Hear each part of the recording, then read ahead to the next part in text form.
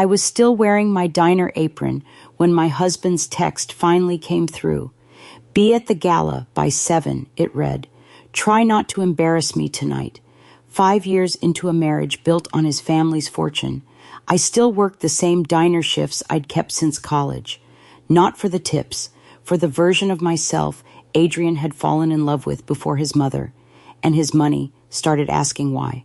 Tonight, he would ask me to prove that version of me was still there. The text arrived between the lunch rush and the dinner crowd, while I was still wiping dried marinara off table 6. 7 words from my husband, no greeting, no sign-off.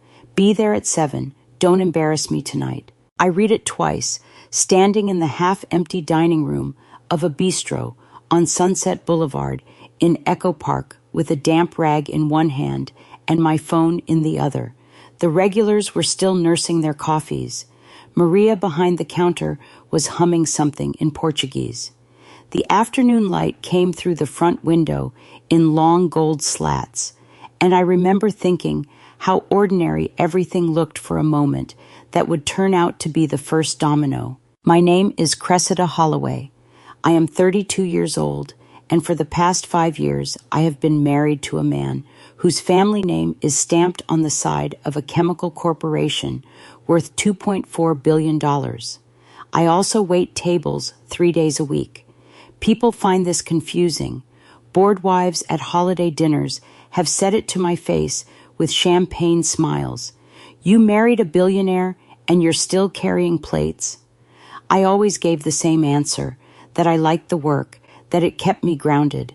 The truth was messier.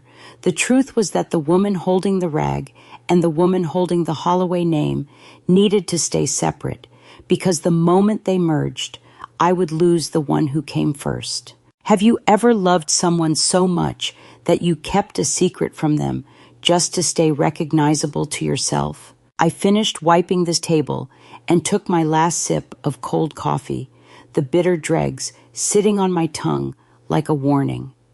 In the kitchen, I untied my apron and hung it on the hook beside the fire extinguisher where it always went.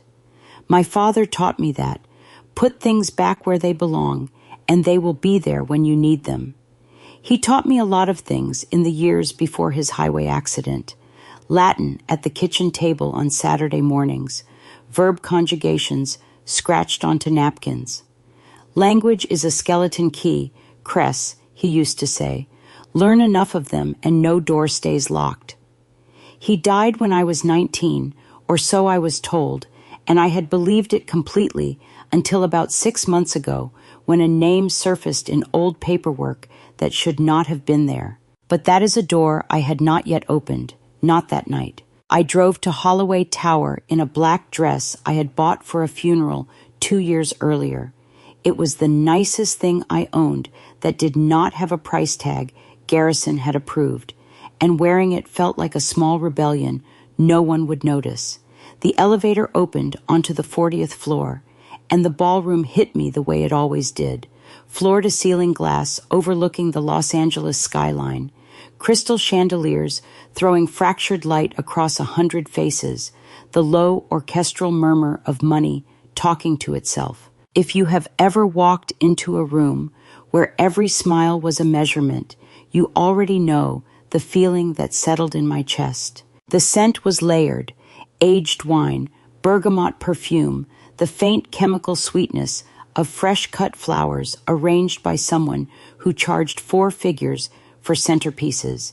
I moved through it the way I always did at these events, smiling at people whose names I had memorized from seating charts, accepting a glass of something sparkling I did not intend to drink. I spotted Garrison near the stage.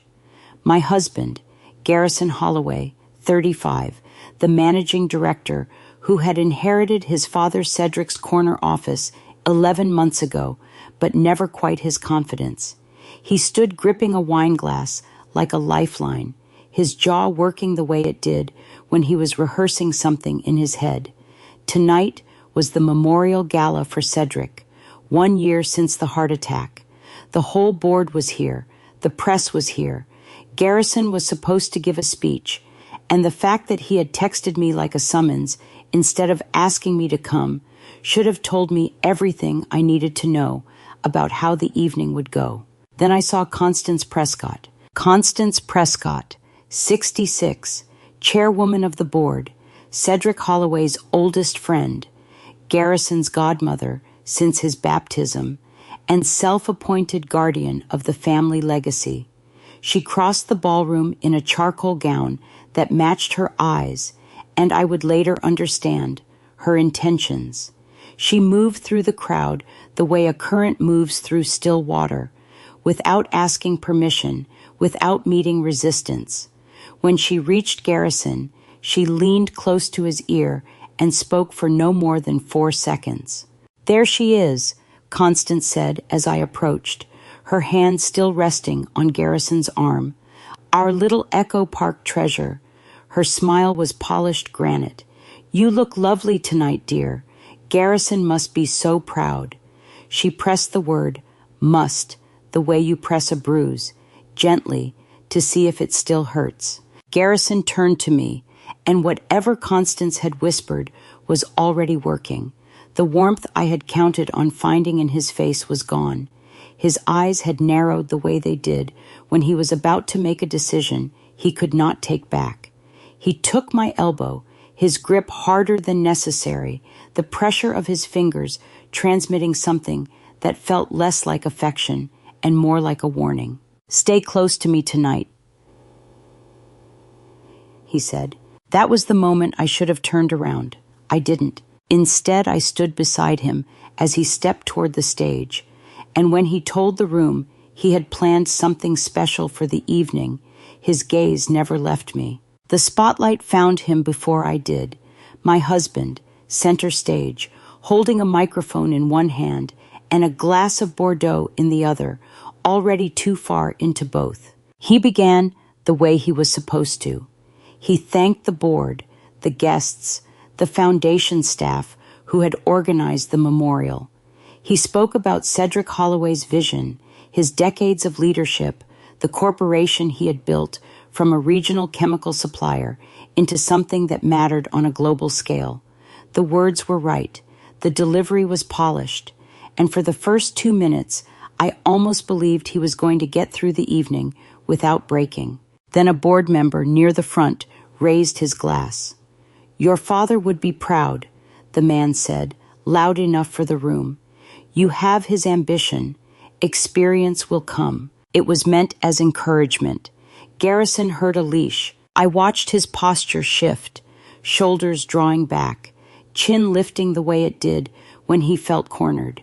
He took a long drink, set the glass on the podium, and when he spoke again, his voice had changed registers. Lower, harder. He stopped talking about Cedric's legacy and started talking about what legacy actually required.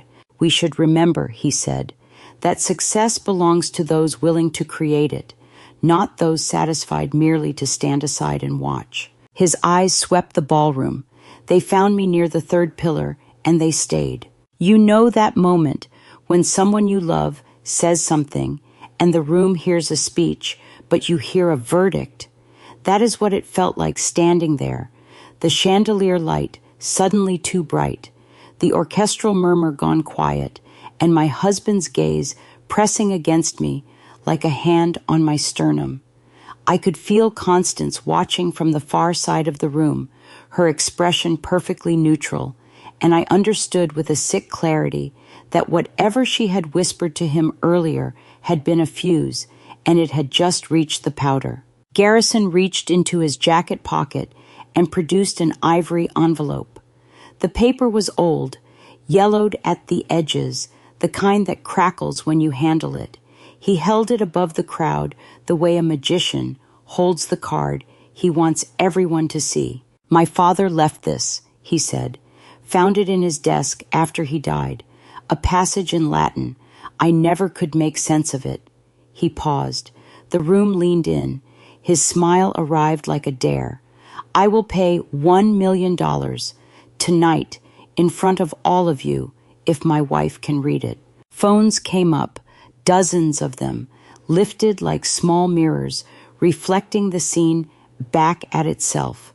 I could feel the collective inhale, the delicious social spectacle of a billionaire publicly testing the waitress he married. Some of them wanted me to fail. Some of them wanted me to refuse. I could taste adrenaline at the back of my tongue, metallic and sharp, and for one terrible second, I considered walking away. Something changed in me then, not anger, decision. I crossed the ballroom floor. My heels were loud in the silence. Garrison extended the envelope, and I took it from his hand, the way you take a glass from someone who has had too much, firmly, without comment. The page inside was heavy stock. The ink faded to a dark amber. The handwriting was precise, each letter formed with the discipline of someone who had studied penmanship as a child. The Latin was formal, structured, classical. I read it aloud. My pronunciation was unhurried. I did not stumble. I did not pause for effect. I simply let the language do what it was built to do, carry meaning across centuries with a weight that modern English has forgotten how to hold. When I finished the passage, I looked up and translated it into words every person in that room could understand. A person who possesses power but forgets humanity eventually becomes consumed by the shadow that power creates. The ballroom went silent, not the polite silence of an audience waiting for the next line, the airless silence that follows a detonation. No ice clinked, no fabric rustled. I could smell the Bordeaux on my husband's breath from 2 feet away, mixed with his cologne and the nervous heat rising from his collar. I folded the page carefully along its original creases, placed it back into his hand, and leaned close enough that only he could hear. Whoever wrote this understood something you have forgotten, I said. For the first time that evening, no one in that ballroom looked at Garrison as Cedric Holloway's worthy heir. They just looked at him, and what they saw made him reach for a glass that was already empty. I walked away, and no one stopped me. The elevator doors opened as though they had been waiting. I stepped inside and pressed the button for the lobby, and as the ballroom disappeared behind brushed steel, I felt something I had not expected. Not triumph, not satisfaction. Fear, because the Latin passage was not a generic warning about power. The handwriting was specific. The message was personal. I had recognized the deliberate curl on the capital letters, the way the descenders dipped below the baseline with a slight leftward lean. I had seen that handwriting before, on napkins at a kitchen table, on vocabulary lists pinned to a refrigerator, on birthday cards I had saved in a shoebox under my bed for 13 years. The man who wrote that passage was supposed to be dead, and if he was not, then everything I thought I knew about how he died and why was a lie I had been living inside without knowing it.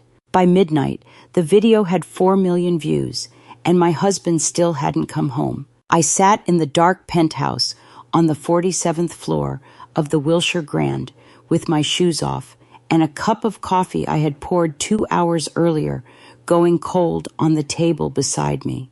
The city glittered below the windows like something expensive and indifferent, and my phone would not stop pinging. Every few seconds, another notification surfaced. A share, a comment, a repost. Someone had titled the clip, "Billionaire Husband Humiliated by Waitress Wife." And it was spreading the way. Fire spreads through dry brush, fast and without discrimination. I scrolled through the comments because I could not stop myself. Strangers called me a queen, a legend, an icon. They called Garrison names I will not repeat.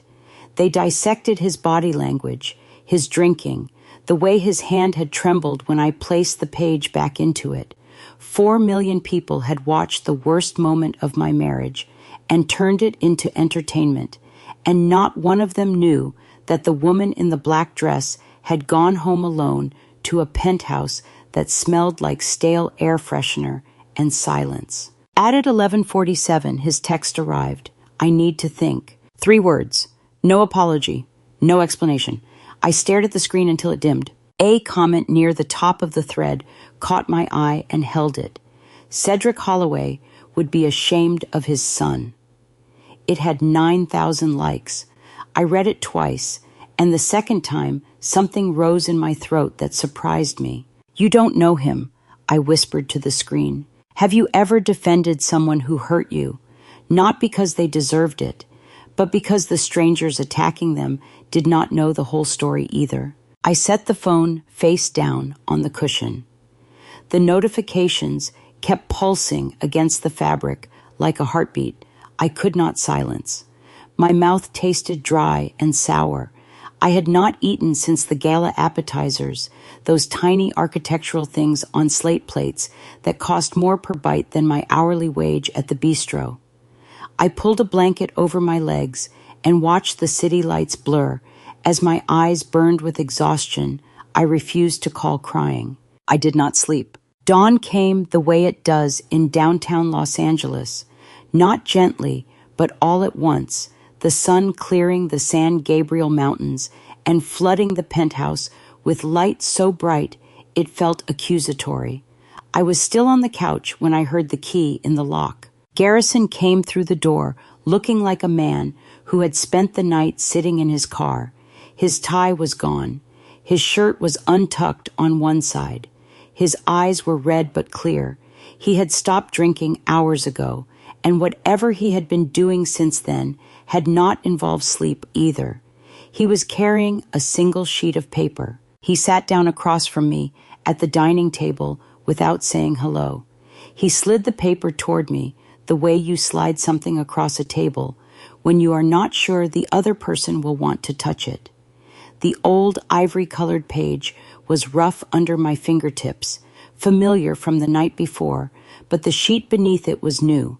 A typed translation, annotated in a hand I did not recognize. I called Professor Alderman at Occidental, he said.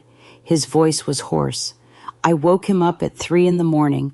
and asked him to translate the full passage. Not just the section you read, the whole thing. My father's name. In my father-in-law's handwriting. On a letter my husband had used as a weapon against me. It is not a warning about power, Garrison said. It is about you. He wrote your father's name, Leander Voss. He called him the most principled man he ever knew. I could not speak. My hands were flat on the table, and I pressed them harder against the wood, because I thought if I lifted them, they would shake badly enough for him to see. Garrison continued, and his voice broke on the second sentence. Your father wanted us together, not the company. Us. He wrote that Leander's daughter carried something the Holloway family had lost. The ability to see people clearly without needing them to be useful first. The room was very quiet. Somewhere far below, a siren passed, thin and distant. The coffee cup sat between us, cold and untouched, and the morning light fell across Cedric's handwriting in a way that made the old ink look almost warm. For 5 years, I had wondered whether Cedric Holloway would have accepted me, whether the man whose portrait hung in the boardroom would have seen his son's wife or just another waitress. Now I knew. He had not just accepted me, he had been waiting for me. Then why didn't he tell you? I asked. Why didn't anyone tell either of us? Garrison set the translation down and looked at me with an expression I had never seen on him before. Not guilt, not shame, but bewilderment. The kind that comes when you realize you have been living inside a story someone else constructed, and the walls you thought were solid are just painted canvas. Dad knew about your father, he said slowly. He knew everything, so why did he hide it from me? The question hung between us in the morning light, but I was asking a different one, and it was louder than anything either of us had said aloud. If Cedric Holloway admired my father so deeply, then what really happened the night my father was supposed to have died? 3 hours after reading his dead father's secret letter, Garrison walked into the boardroom and did something no Holloway had ever done publicly. He apologized. We had not discussed strategy. We had not rehearsed. He showered, put on a clean shirt, and told me he wanted me there when he said it. I sat in one of the leather chairs along the wall, not at the table, that was for board members, and watched my husband stand before 15 people who controlled the future of a corporation worth billions and tell them he had been wrong. What I did at the gala was not a test of my wife's intelligence, he said. No notes, no podium, just Garrison, standing at the head of a mahogany table that reflected the overhead lights like dark water. It was a failure of my own. His voice cracked on the word failure, and he did not try to cover it. He named the behavior. He did not deflect, did not blame the wine, did not invoke stress or grief or the pressure of filling his father's chair. He said he owed me an apology that this room could hear, because this room had heard the insult. Several board members shifted in their seats. A woman near the far end pressed her lips together and nodded once. A man I recognized from the gala's front row looked down at his hands. The room smelled of polished wood and leather and the faint chemical tang of dry-cleaned suits, and for a moment, just a moment, I believed something was being repaired. I want you to understand something. When a powerful man apologizes in front of the people who pay him, that room does not hear courage. It hears weakness. I knew this.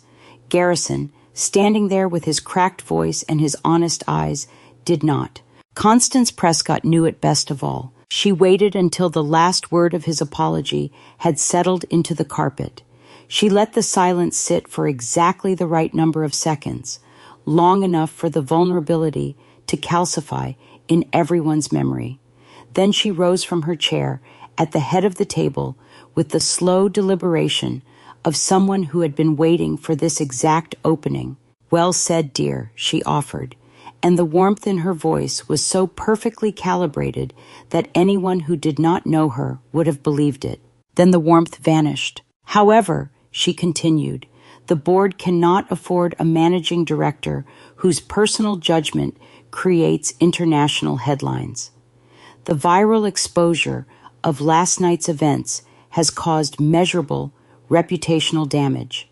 I move for a formal leadership review, 5 business days." She did not raise her voice. She did not need to. She moved through that boardroom the way water moves through a crack in a dam, quietly, patiently, until the whole structure gave way. "All in favor," she said, not waiting for discussion. Hands rose around the table. Not all of them, but enough.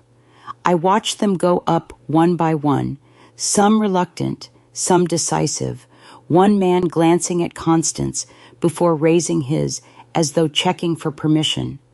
My nails pressed into my palms, hard enough to leave marks I would find later in the car. Garrison stood very still. He did not argue.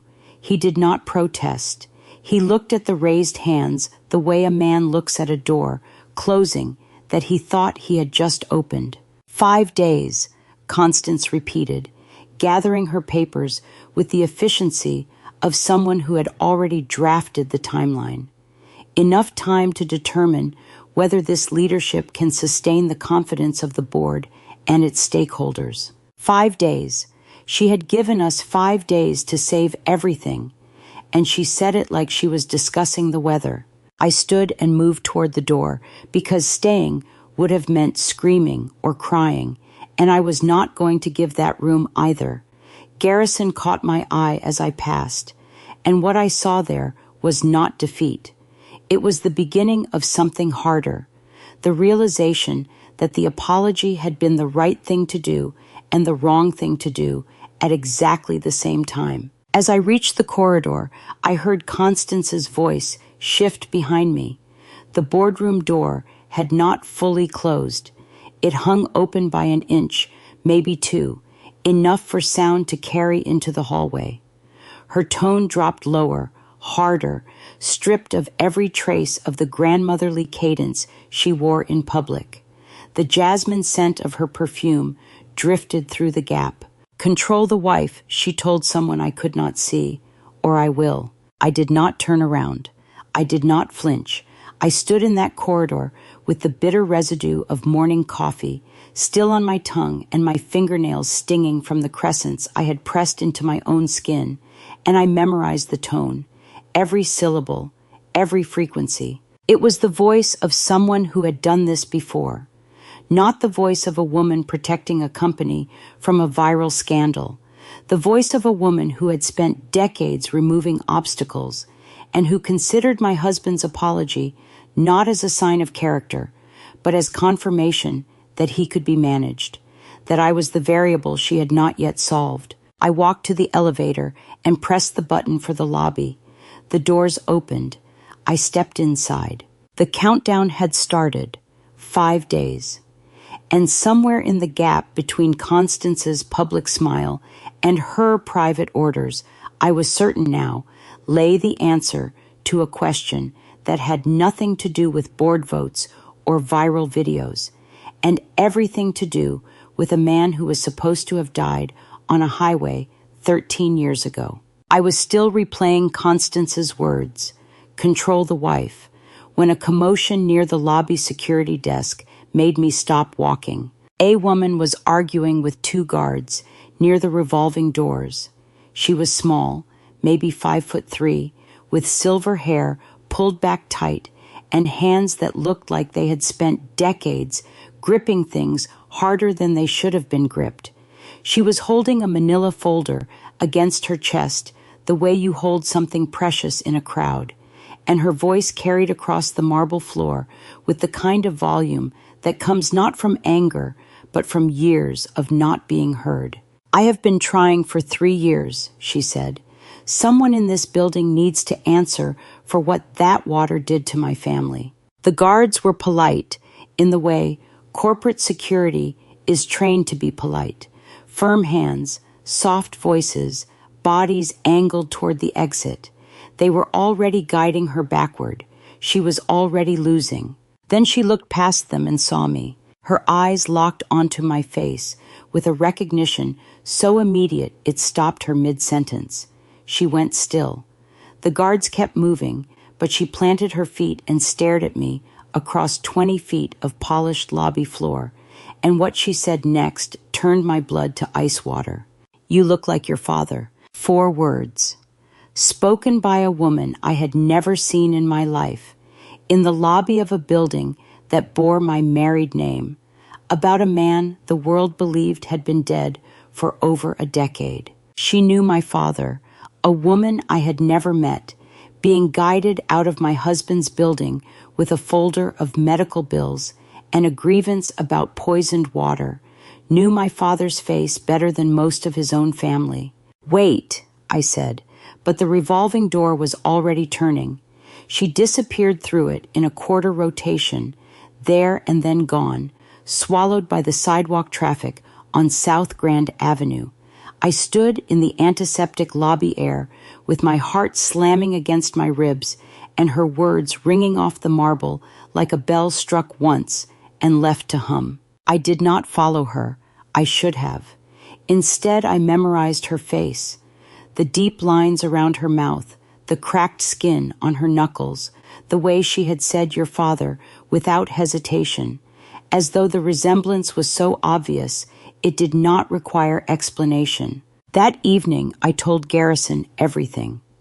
We sat at the kitchen counter in the penthouse with untouched takeout growing cold between us, and I described the woman, her words, the folder, the mention of contaminated water near a Bakersfield facility. How do you sit across from your husband and ask him what else he kept from you when you are not sure you want to hear the answer? Garrison was quiet for a long time. Then he said something that rearranged the furniture in my chest. I knew who your father was before I proposed, he said. I knew he was the journalist who investigated the company's environmental record. I didn't care. I wanted you, not your history. He paused, but I never knew this. He left the room and came back carrying a cardboard archive box I had never seen, pulled from the back of a closet where Cedric's personal effects had been stored since his death. He opened it on the counter, and the musty scent of old paper filled the kitchen like a door opening into a room that had been sealed for years. Photographs, handwritten notes, meeting dates in Cedric's careful script. I traced my father's handwriting in the margins of a shared project document. His distinctive leftward lean, the same hand that had written vocabulary lists on napkins at our kitchen table when I was a girl. The dates spanned months, overlapping with the period when my father was supposedly investigating the corporation as a hostile outsider.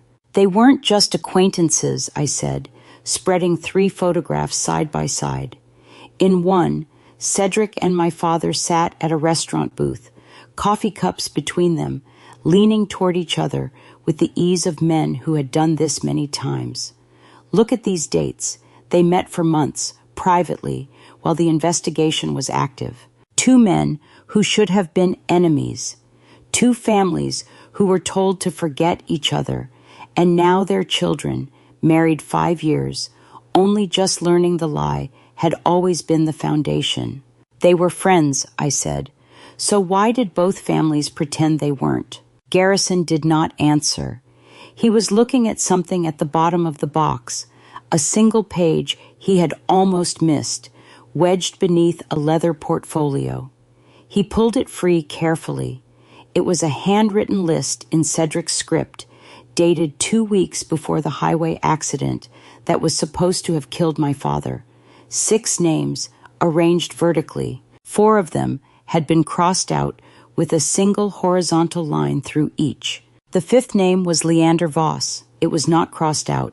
The 6th name was also unmarked.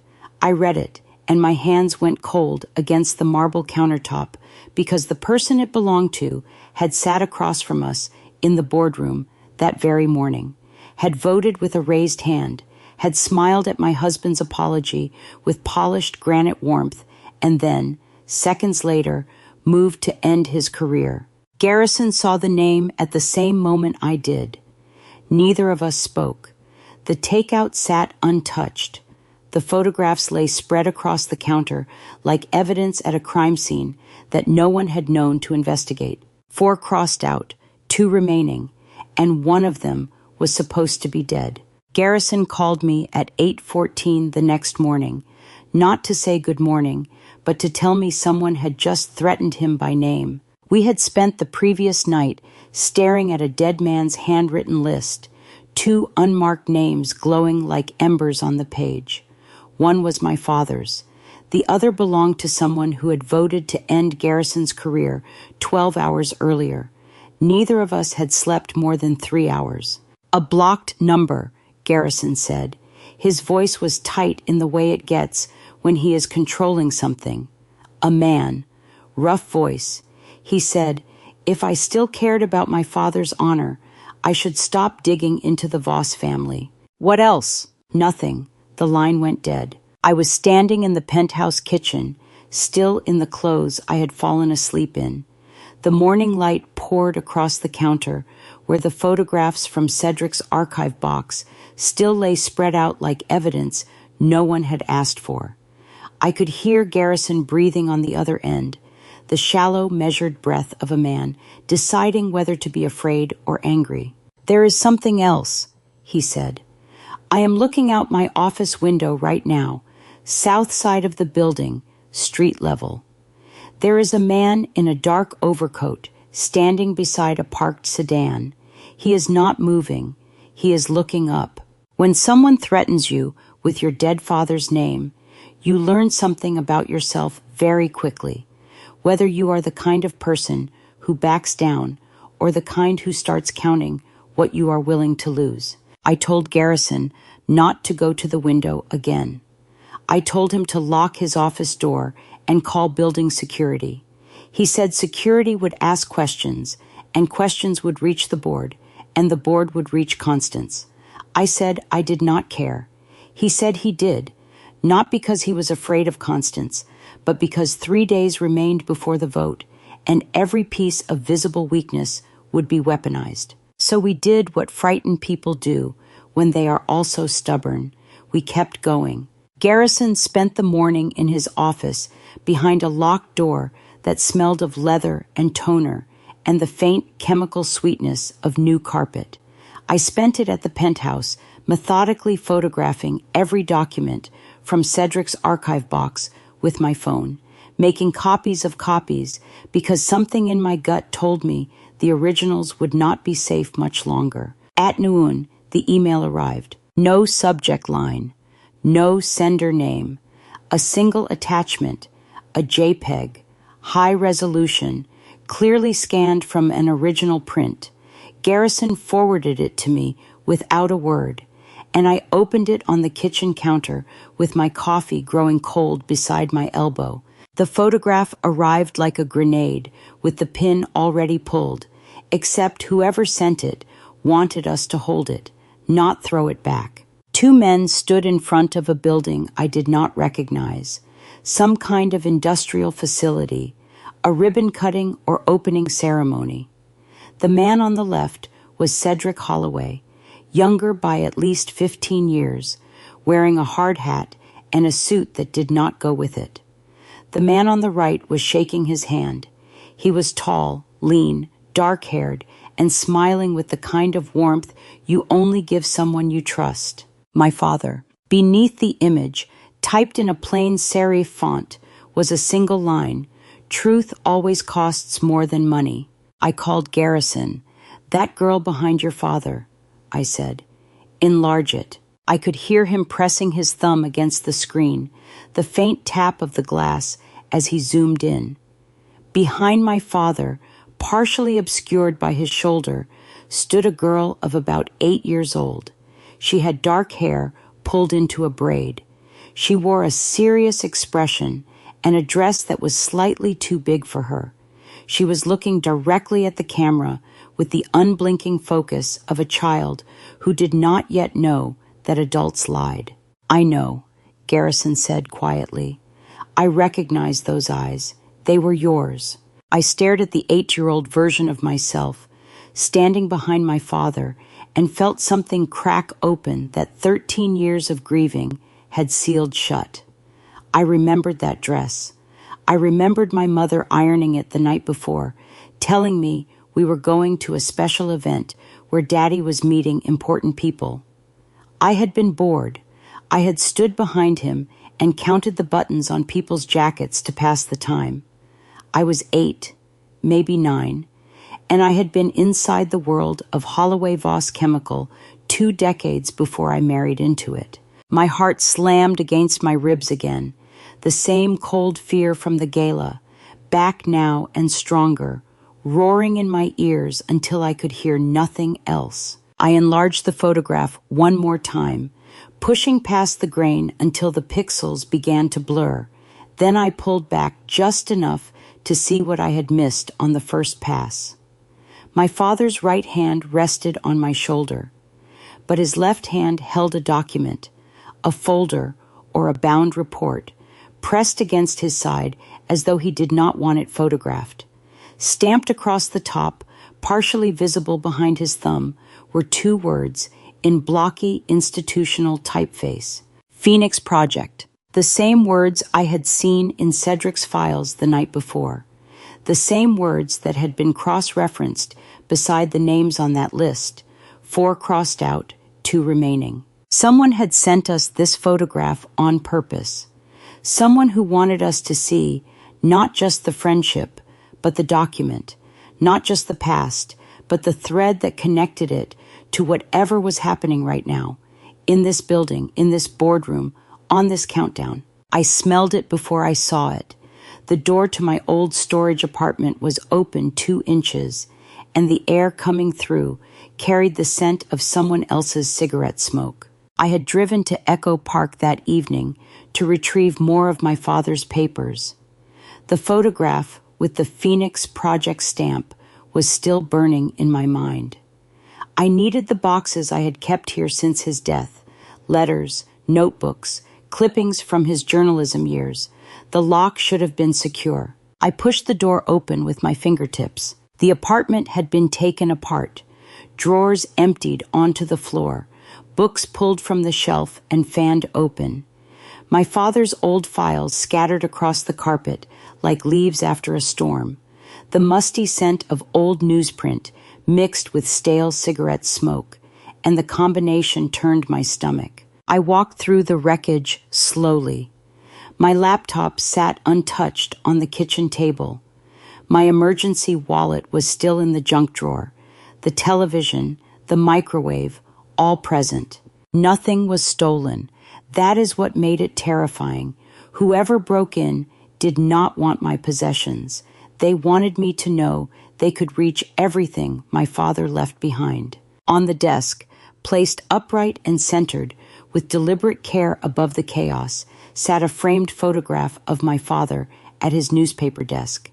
Someone had found it in the closet, cleaned the glass, and set it there like an offering. Beside it, glowing under the desk lamp, lay an ivory envelope. Same weight, same heavy stock, same yellowed paper, identical to the one from the gala. I opened it. Inside was a single sheet, blank. No Latin, no message. Just empty paper placed here by someone who wanted me to understand that they knew about the passage, knew about the challenge, and could reach into my life whenever they chose. I called Garrison from the kitchen, drinking flat tap water because it was the only thing I could swallow. The envelope, I said. Same color, same paper. Someone knows about the letter. I was at my door within 40 minutes. His car, German, dark, worth more than most houses on the block, looked absurd, parked beneath the jacaranda trees. He stepped out in his office suit and took in the neighborhood for the first time. The faded storefronts, the iron security gates, the mural on the laundromat. This was where I came from, and in 5 years of marriage, he had never once visited. How do you rebuild trust with someone who hurt you in front of hundreds of people while sitting on a concrete step in the neighborhood you grew up in, the same neighborhood he had never seen until tonight? We sat on the front steps because the apartment felt contaminated. The night air was cool, carrying the distant hum of traffic on Sunset. Garrison looked at the scattered papers through the open door and said nothing for a long time. "Why should I trust you again?" I asked. Not with anger, the way you ask when you genuinely need the answer. Garrison turned to me. The streetlight caught lines around his eyes that had not been there a year ago, and I saw something I had not expected. Not boardroom composure, but the raw expression of a man who had run out of performances. "You shouldn't," he said. He did not promise to fix it. He did not say everything would be fine. He just sat beside me in a place where he did not belong and told me the truth for the first time in months. "But someone is afraid of both of us asking questions," he continued. "Not just me, not just you, both of us. That means whatever they are hiding, it takes two of us to find it." "Then we ask them together," I said, "and we do not stop until someone answers." He nodded. We sat there a moment longer, two people on a concrete step with the wreckage of a dead man's papers behind them and the wreckage of their own marriage between them. And for the first time since the gala, it felt like we were facing the same direction. As we stood to leave, Garrison's phone buzzed. He looked at the screen and his face went still. A text from an unknown number. No words, just an image. A screenshot from inside the Holloway Tower internal messaging system, time-stamped that morning. The sender's name had been blacked out, but the content was clear. A forwarded copy of every text I had sent Garrison in the past 3 months, each one annotated in red. Notes in the margins reframed my words. Casual messages made to look like the calculations of a woman who had married for access. The final annotation, circled twice, read, "She has been planning this since before the wedding." Garrison showed me the screen. I read the red annotations, my own voice twisted, my own words weaponized. Someone inside that tower was building a case against me, and they were using my own messages to do it. Garrison did not tell me about the folder until 2 days later, and by then, I understood why he had hesitated. The morning after we found the annotated screenshots on his phone, he went to the office early. I stayed at the penthouse, photographing the last of Cedric's archived documents and organizing them by date. I did not know that while I was sorting his dead father's papers, someone was walking into his office to finish what those red annotations had started. Bryn Gallagher, 28, the corporation's communications coordinator, with a practiced smile and a phone that never stopped buzzing, appeared at Garrison's door, carrying a manila folder she seemed reluctant to hand over. He told me later that her perfume entered the room before she did, floral, young, out of place against the leather and wood of the executive floor.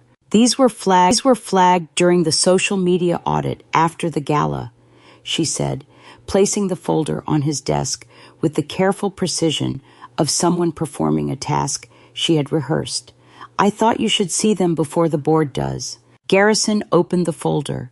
Inside were printed screenshots of text messages, my text messages, displayed in high resolution with key phrases highlighted in yellow. Conversations with a college friend about apartment prices near Beverly Hills, reframed to look like financial reconnaissance.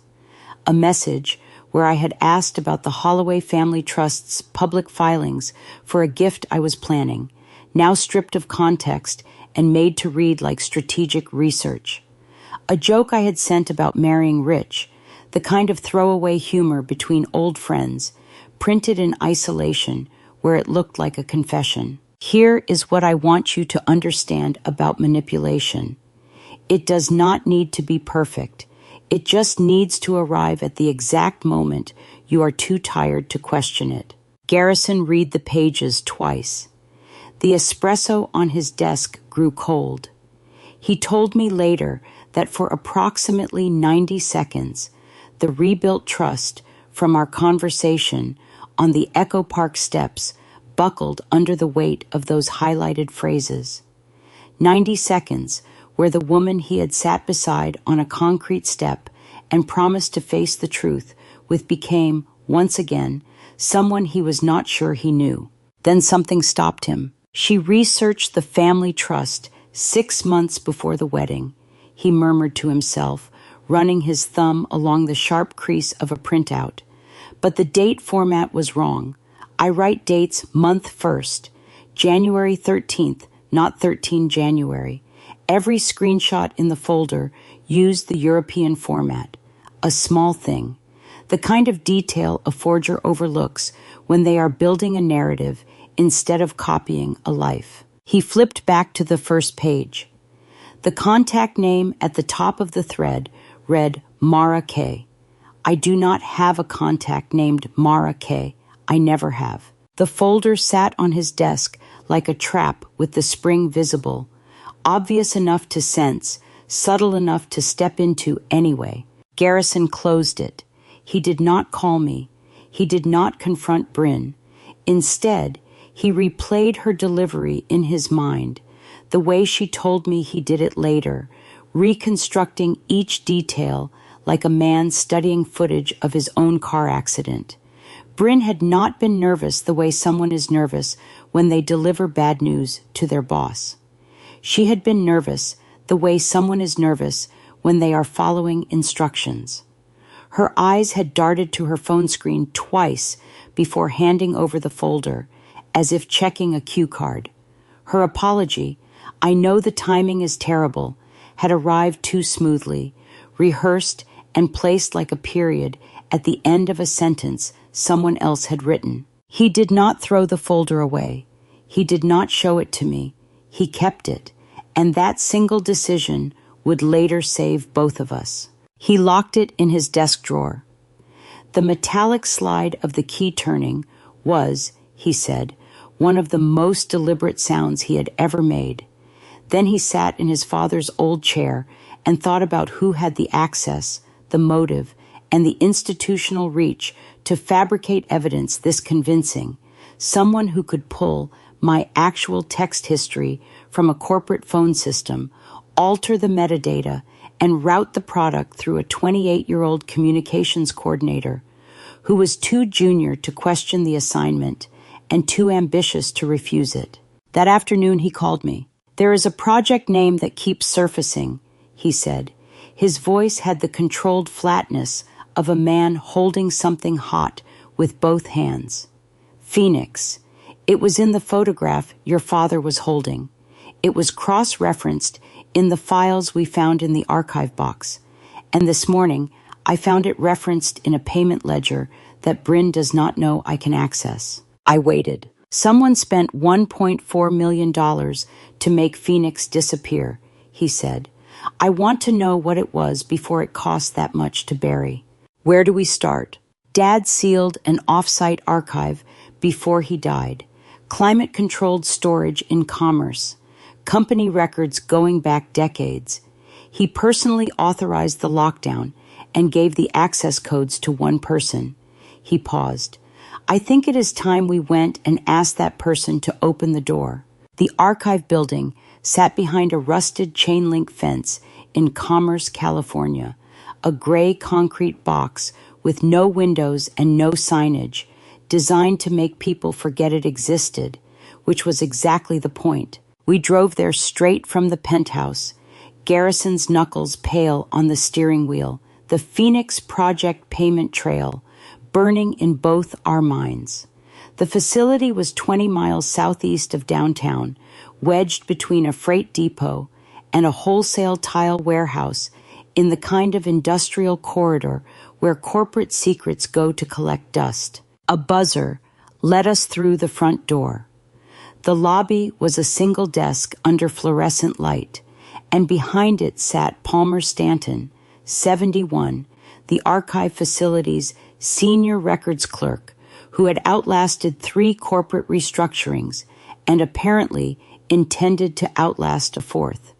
He was thin, precise, wire-rimmed glasses perched on a narrow nose, and the moment he saw Garrison, his spine went rigid. "Mr. Holloway," he said, rising slowly, "I have not seen you here since your father was alive." Garrison asked about the North River Chemical Project files. Palmer's expression did not change, but something behind his eyes closed like a shutter. "Those records were sealed," he said, "by your father, personally." "I know. I am asking you to unseal them." The archive smelled like patience, dust and old paper, and the kind of silence that comes from things waiting a very long time to be found. Palmer studied Garrison for several seconds, then reached into his desk and produced a ring of keys. He led us through a heavy door and into the archive proper, rows of gray metal shelving stretching under fluorescent tubes, cardboard file boxes stacked floor to ceiling, each labeled with dates and project codes in faded marker. Our footsteps echoed on bare concrete. The air was stale and recirculated, carrying the chemical tang of old adhesive. He stopped at a section near the back wall, unlocked a cage door, and pulled out 4 boxes. He set them on a metal table without ceremony. "Your father once told me something," Palmer said, not quite looking at either of us. "He said some things should stay buried, because digging them up hurts people who were never responsible." He turned and shuffled back down the corridor, leaving us alone with whatever Cedric had sealed away. We opened the first box: reports, environmental assessments, soil analyses, water quality summaries, all from the North River facility near Bakersfield. Every number within acceptable range, every test normal, every conclusion clean. Too clean. "Someone sanitized the history," Garrison said, dropping a folder onto the table. "Every report perfect. Nobody is that clean." We kept searching. The second box held accounting records, line items scrubbed of detail, vendor names replaced with codes. The third box was personnel files, similarly redacted. Whoever had prepared these records for storage had been thorough enough to remove anything incriminating, but careful enough to preserve the appearance of completeness. It was the work of someone who understood that empty shelves raise more questions than full ones. Imagine spending 13 years believing your father is in the ground, and then seeing his handwriting on a page that was signed a week after you buried him. I almost missed it. The fourth box held bound reports with metal fasteners along the spine. I was flipping through the last one, ready to admit we had wasted the trip, when I noticed a fastener in the back cover that was bent at an odd angle, pressed flat, as though something had been deliberately tucked behind it. I pried it up with my thumbnail. Behind it lay a thin packet of pages, security visitor logs from the North River facility, printed on slippery thermal paper that had yellowed with age. Names, dates, badge numbers, signatures, routine entries spanning several years. I scanned the columns. My eyes caught on a familiar shape before my brain registered the name. The leftward lean of the descenders, the deliberate curl on the capital L. Leander Voss, signed in, multiple entries across several months. My mouth went dry. My hands went cold, then colder. I turned to the last page of the log. "This date," I said. My voice came out barely above a whisper. "Look at this date." Garrison leaned over my shoulder. The final entry was signed in the same hand, the same deliberate L, the same leftward lean, and dated 8 days after my father's official date of death. My hands would not stop shaking, not from fear, from something worse, hope. "This is his handwriting," I said, pressing my fingers against the page as though I could reach through the paper and touch the hand that had written it. "I am certain." Garrison did not argue. He pulled out his phone and began photographing every page. The visitor logs, the bent fastener, the date that should not have existed. I stood beside him, unable to move, staring at a signature that had been written by a dead man in a building that nobody was supposed to visit, on a day that fell a full week after I had stood beside an empty casket and thrown a handful of dirt onto polished wood. "If your father signed this 8 days after his funeral," Garrison said quietly, lowering the phone, "then either this document is forged or the funeral was." I looked at the signature one more time. I knew my father's hand the way I knew my own face. It was not forged. We drove 40 minutes without speaking, the longest silence of our marriage, and the first one that was not about anger. The signature was real. I knew it the way I knew my own pulse. My father had walked into that facility and signed his name 8 days after I stood beside a casket and threw dirt onto polished wood, which meant one of two things. Either someone had committed an extraordinary forgery, or the man I had mourned for over a decade had chosen to let me mourn. The highway stretched ahead through flat industrial sprawl, sun-bleached concrete, and chain-link fencing, giving way gradually to the edges of the LA basin. Garrison kept his eyes on the road.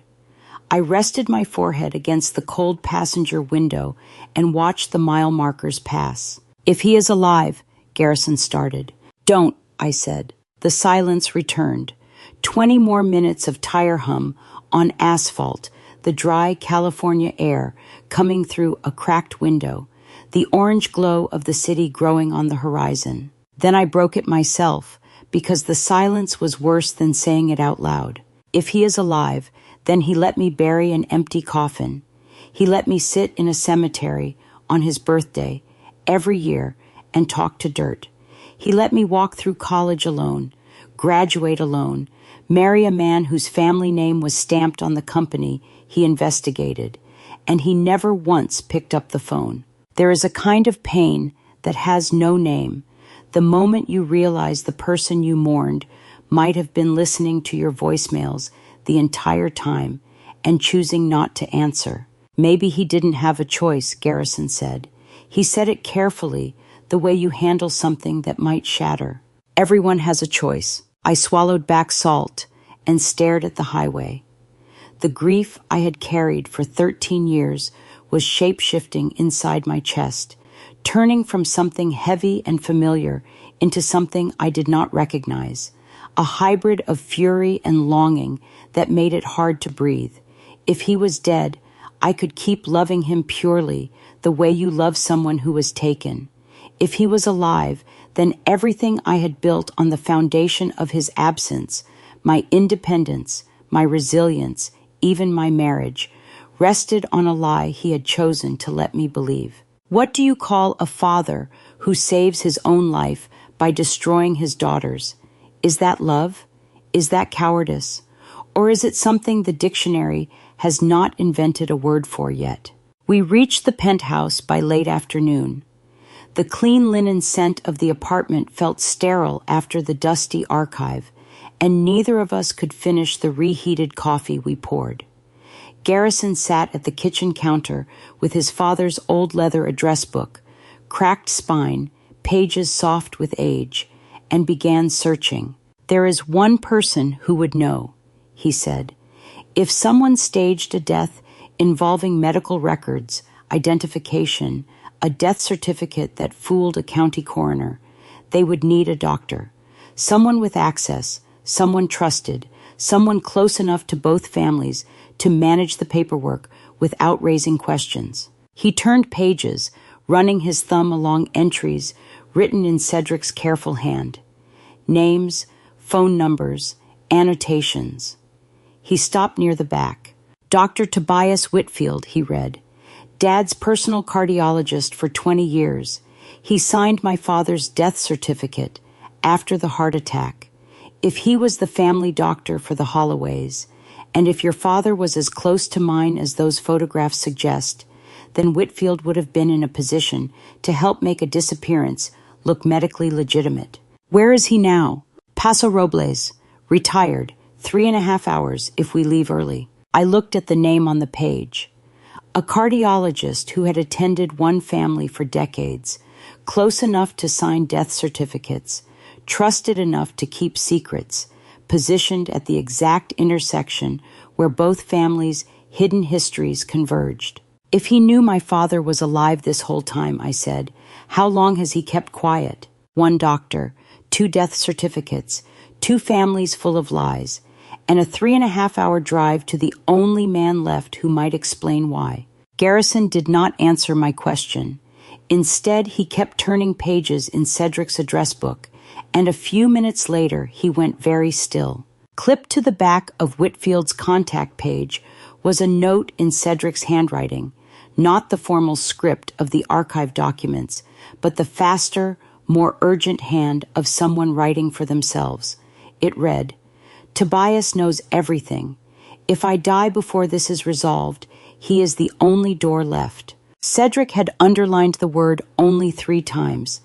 The pen had pressed hard enough to leave grooves in the paper beneath. I read the note twice.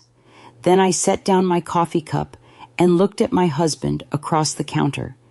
This man I had married 5 years ago, without knowing that our fathers' lives had been tangled together long before ours, that the secrets buried in his family's corporation were the same secrets that had stolen mine. "Set the alarm for 5, I said. Garrison closed the address book. He set the alarm. We went to bed in the same room for the first time in 4 nights, and neither of us pretended that sleep would come easily. Outside, the city hummed its indifferent hum, and somewhere north of us, in a quiet town among the vineyards, a retired doctor held answers that had been waiting 13 years for someone to ask the right questions. The vineyards of Paso Robles looked like a postcard, rows of green against golden hills, and I hated every peaceful inch of them because peace was the last thing I deserved to feel.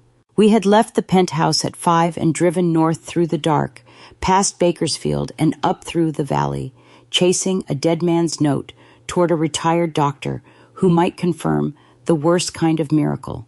By the time we reached Paso Robles, the sun was fully up, and the air smelled like warm soil and irrigation water, and I remember thinking how grotesque it was that a place this beautiful could be the setting for the ugliest truth of my life. The house was a sun-faded craftsman bungalow at the end of a gravel road lined with live oaks.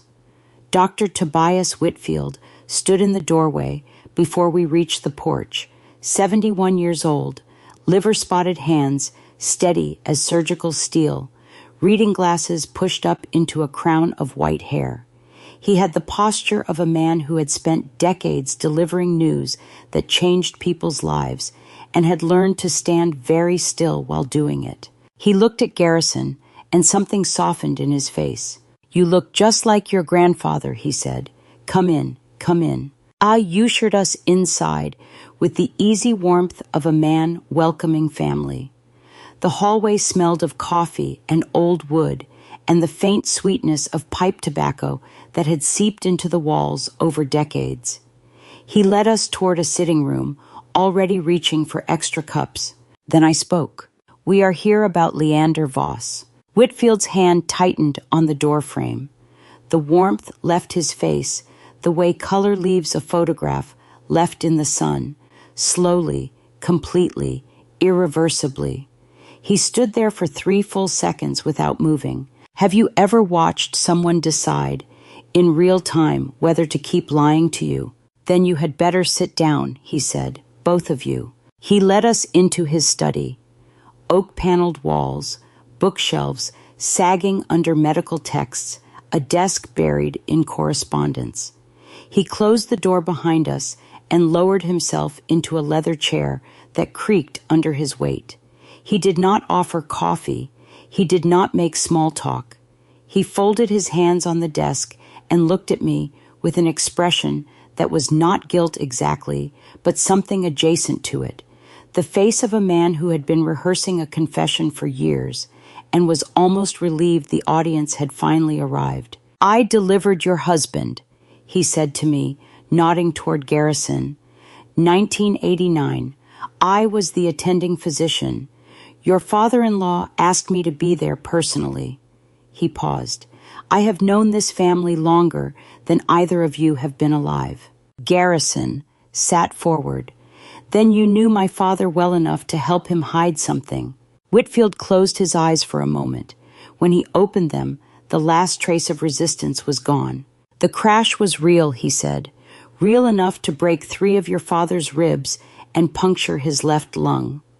He was looking at me now. The death certificate was the only thing that was fiction. I signed it. I filed it. And I have carried that signature like a stone around my neck for 13 years. 3 ribs, a punctured lung, a death certificate signed before the morphine wore off. The room tilted. I gripped the arm of my chair and forced myself to breathe. Garrison reached for my hand, but I pulled it back, not because I was angry at him, but because I needed both hands to hold myself together. "Where is he now?" I asked. "I wish I could tell you," Whitfield said. "He stayed in my guest room for 11 days while his ribs healed. Then he left. He called once, 2 years later, from a blocked number, asked if anyone had come looking. I said no. He hung up. I never heard from him again." "Why?" The word came out harder than I intended. "Why did he do it?" Whitfield looked down at his hands. "Your father discovered something inside the corporation, environmental data that had been falsified for years. When he threatened to make it public, certain people decided he needed to be silenced permanently. Cedric intercepted the plan. He came to me and said we had to make your father disappear before they made him disappear for real." He raised his eyes to meet mine. "But I was not purely an innocent party. Decades ago, I approved safety assessments for the corporation that I knew were incomplete. Your father had evidence of that too.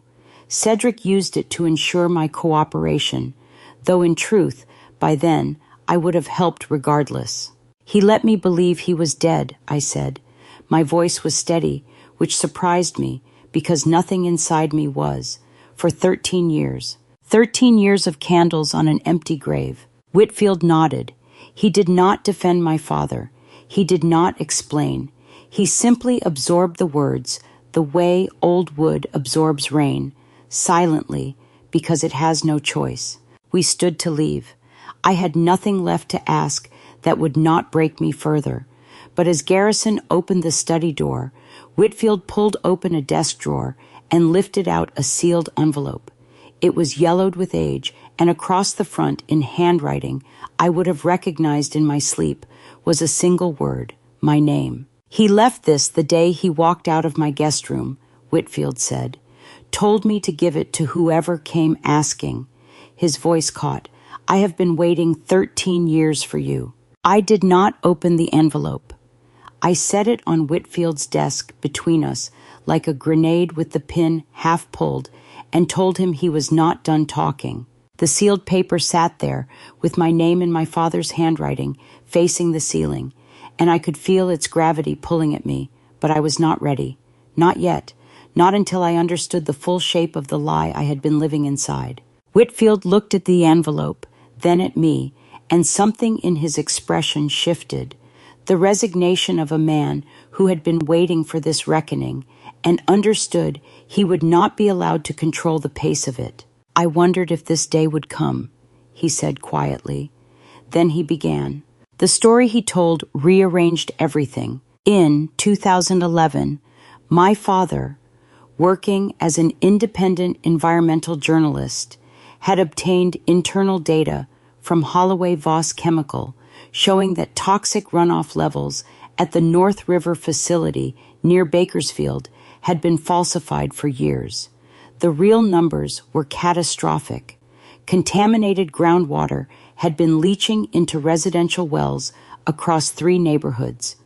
When my father told the corporation he intended to take the data to the EPA, someone on the board decided he needed to be permanently silenced. Cedric Holloway found out. Cedric came to me at 2 a.m, Whitfield said. His voice had dropped to the register people use when they are confessing to a priest. He said, "They are going to kill my partner's son. I need you to help me kill him first, on paper. Let me tell you what it feels like to mourn a hero. You spent 5 years thinking was a monster. It feels like vertigo. The ground you built your judgment on dissolving, and nothing beneath it but air." Cedric Holloway, the patriarch whose legacy Garrison had struggled to live up to, whose portrait hung in the boardroom, whose death had left a vacuum that Constance Prescott had spent a year filling, was not the corporate villain I had quietly assumed he was. He was the man who had saved my father's life. He staged the crash with Whitfield's help. Real injuries, real enough to be medically documented, a falsified death certificate signed by a doctor who owed debts of his own. My father smuggled out of California while I sat in a chapel in Echo Park, listening to a minister talk about the suddenness of God's plan. Your father-in-law was not the villain of this story, Garrison, Whitfield said. He was the only reason Leander Voss drew another breath. Garrison sat very still. I could see the muscles in his jaw working, the effort it took to absorb the fact that his father, the man he had spent a year trying to measure up to, had carried this secret to his grave without ever telling his own son. Then who ordered the hit? Garrison asked. Whitfield shook his head. Cedric never told me the name. He said the less I knew, the safer I would be. He looked at the envelope on the desk. But your father knew. He told me the night before he left that the proof was in what he was leaving behind. The envelope smelled like dust and old adhesive. 13 years sealed, waiting for hands that almost never came. I picked it up. My fingers were steady, which seemed like a betrayal of the chaos inside me. I broke the seal and slid out the contents. Not a letter, not coordinates. Photocopied pages, 6 of them, printed on heavy stock and stapled at the corner. Environmental safety reports from the North River facility, bearing the corporate letterhead I had seen on documents throughout this investigation. But these were the originals, the real numbers. Contamination levels so far above acceptable thresholds that the pages read like an indictment. Open it, Whitfield said. He wanted you to see what almost got him killed. I turned to the final page. At the bottom, above a line marked "Authorized by," was a signature. Looping cursive, confident, distinctive. I had seen that handwriting before. Garrison leaned over my shoulder, his breath caught. "I know that signature," he said. His voice was barely above a whisper. I knew it too. The same looping cursive I had seen on birthday cards sent to Garrison every year without fail. Onboard memos distributed before quarterly meetings. On the nomination letter that had put Garrison in the managing director's chair 11 months ago, the letter that had seemed, at the time, like a gesture of faith from a trusted family elder. "The person who signed those reports is still on the board," Whitfield said, "still voting, still watching." How do you sit across a boardroom table from someone who signed a man's death warrant and smile? Garrison turned the photocopied page toward me, his finger beneath the signature. The name was there in full, printed beneath the cursive in small block letters, the way corporate documents require. I read it once, I read it again, and then I understood why Constance Prescott had whispered in my husband's ear at the gala, why she had moved for the no-confidence vote, why she had ordered someone inside the tower to control the wife. She was not protecting the corporation from scandal. She was protecting herself from the truth, a truth that had been sealed in a dead man's envelope for 13 years, waiting on a retired doctor's desk in wine country, patient as stone. The person who had tried to have my father killed was still eating dinner at our table. Garrison did not speak for the first 40 miles. He just drove with both hands white on the wheel, and I let him, because I was busy memorizing a signature I would never be able to unsee. The highway south from Paso Robles was flat and sun-bleached, the kind of road that gives you nothing to look at and nowhere to hide from your own thoughts. Constance's name sat between us in the car like a third passenger. Somewhere past San Luis Obispo, Garrison broke. "I need to tell you something," he said, "and I need you to let me finish before you react." I said nothing. He took that as permission. "3 months ago, someone sent me screenshots," he said. "Text messages between you and a man I had never heard of. They looked real, timestamps, your phone number, the kinds of details you cannot fake unless you know what you are doing." He swallowed. "Then a hotel receipt, a room booked under your maiden name in Santa Monica on a night you told me you were working late at the bistro." The highway hummed beneath us. I watched the mile markers pass and kept my hands flat on my thighs. "Bryn brought me this first batch," he continued. "She said she had found them during a routine audit. She said if I confronted you, you would disappear with the evidence. She said she was protecting me." "And you believed her?" "Not all at once, but drip by drip over months. Yes, I believed enough of it to doubt you, and I am more ashamed of that than anything I did at the gala. Hearing your husband describe, in detail, how someone built a version of you that cheats and that he believed it is its own kind of violence. Not because you ever gave him reason, but because the lie arrived at the exact frequency his insecurity was tuned to receive." "Why didn't you just ask me?" I said. "Because by the time I wanted to, Constance had already told me that asking would make things worse, that women like—" He stopped himself. "She had a phrase for everything, an answer for every doubt, and every answer pointed away from her and toward you. Before I show you what we found when we traced it all back, are you still with me? Comment your gut reaction right now. Did Garrison deserve forgiveness, yes or no? And tell me why in a few words. I want to see where you stand before this turns." A quick note.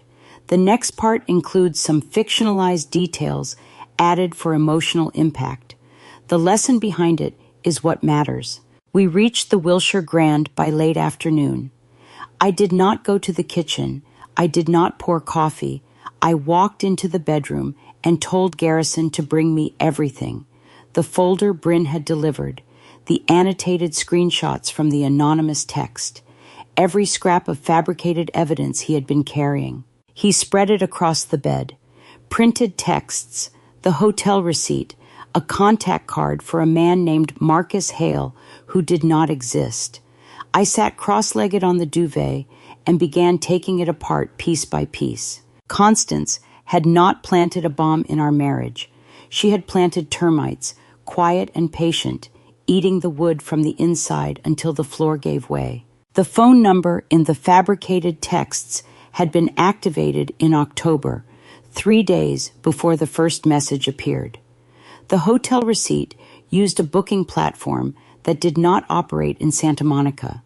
The date formats on every screenshot were European style, the same tell Garrison had already noticed in Bryn's folder, and the contact name, Marcus Hale, appeared in none of my phone records, none of my emails, none of my social media connections going back 10 years. This phone number was activated October 3rd, I said, laying the printout flat. The first text is October 6th. She built the affair from scratch. Garrison sat on the edge of the bed, looking at the evidence the way a man looks at the wreckage of something he was supposed to protect. Constance fed it to Bryn, he said, and Bryn fed it to me, drip by drip, for months. She did not just try to kill a man, I said. She nearly killed our marriage. Garrison reached for my hand across the evidence spread between us, the wreckage of someone else's lie, and I let him hold it. Not because the damage was repaired, not because trust had been restored, but because we were both looking at the same enemy now, and the hand he offered was steadier than it had been in months. Then his phone buzzed. He picked it up, and his face went blank. A calendar notification, a reminder he had not set for a meeting he had not scheduled. It read, "Board emergency session moved to January 16th. Quorum confirmed." Someone had accessed his calendar remotely. The vote was not in 5 days. It was in 2. She moved it up, Garrison said. She knows we went to Paso Robles. She knows we are getting close. 2 days. We had 2 days to take 13 years of buried evidence and turn it into something that could stop a woman who had spent decades making problems disappear, including my father. 2 days.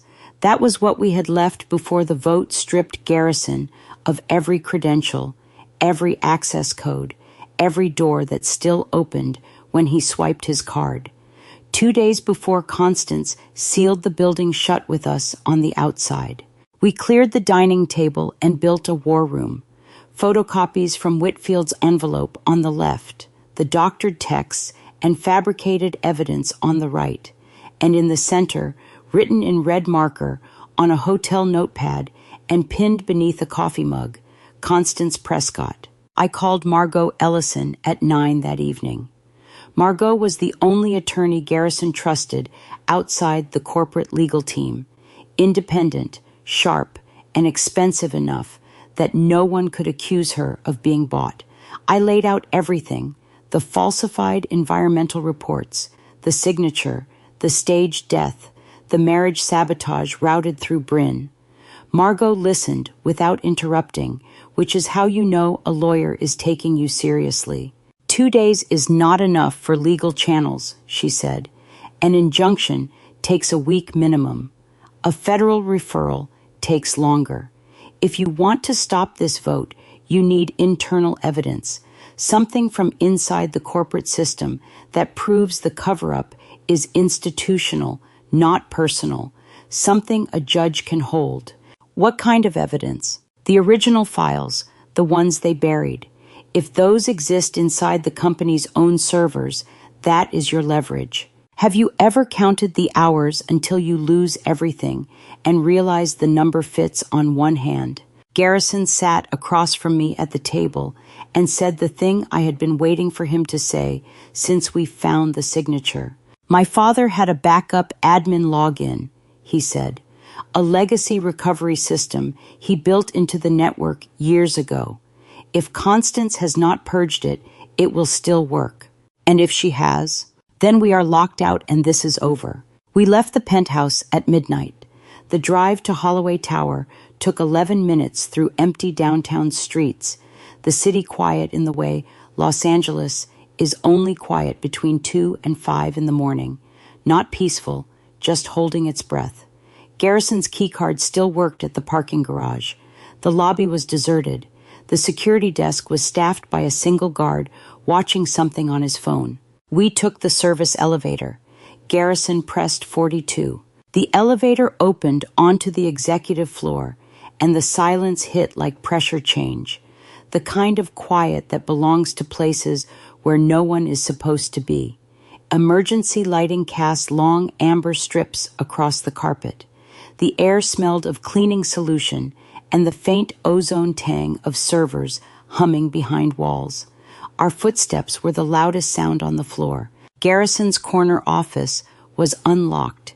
He closed the door behind us, crossed to his desk in the dark, and booted the computer without turning on the overhead lights. The screen threw a pale blue glow across his face. He navigated to a system recovery partition I had never seen, buried beneath 3 layers of administrative menus, protected by a login prompt that asked for a 16-character alphanumeric code. He typed a password, incorrect. I tried a variation, incorrect. Third wrong attempt locks us out permanently, he said. His fingers hovered over the keys. My pulse hammered in my throat. The same fear that had been surfacing at intervals since the gala, each time sharper than the last. The envelope, I said. Turn it over. Garrison reached into his jacket and pulled out Whitfield's yellowed envelope, the one my father had left behind. On the back, in Cedric's handwriting, was a string of numbers and letters I had noticed at the archive, but dismissed as a filing code. 16 characters, alphanumeric. Garrison typed them in. The screen flickered. A directory tree expanded, folders upon folders, organized by year, by project code, by department. And at the top, highlighted in the system's default blue, was a folder labeled Phoenix. There are hundreds of files in here, Garrison whispered. He opened the first subfolder. Environmental assessments, not the sanitized versions we had seen at the archive, but the originals. Soil contamination levels, groundwater toxicity readings, health impact projections, numbers that made the approved reports look like fiction written by someone who had never held a test tube. The screen glowed blue in the dark office like a door someone had left unlocked 13 years ago, waiting for the right hands to push it open. The second subfolder held financial records, shell company payments, consulting fees, routed through entities that existed only on paper, invoices for services never rendered. The third held internal memos discussing how to manage what one executive had called the exposure liability, a phrase that meant, in plain language, how much it would cost to keep poisoning people versus how much it would cost to stop. I opened the fourth subfolder, a soil contamination report, the real one, dated 3 weeks before the version Constance had signed and submitted to the EPA. The numbers were not close. They were not even in the same universe. Benzene levels alone exceeded safe thresholds by a factor of 40. And stapled to the back page was a distribution list. Every person inside the corporation who had received a copy of the genuine assessment before the falsified version replaced it. I scanned the names. Most were unfamiliar, but the last entry on the list stopped my breath. Marisol Kane. The name meant nothing to me, but Garrison went pale beside me. A mid-level compliance officer he remembered firing years ago for reasons no one had ever fully explained. Garrison stared at the name on the distribution list without moving. When he finally spoke, his voice was the flattest I had ever heard it. I fired her over this. I just never knew what this was. The words came out flat. The kind of voice people use when a piece finally clicks into a puzzle they had stopped trying to solve. I did not have time to dwell on it. Marisol Kane's name on that list opened questions that could swallow us whole.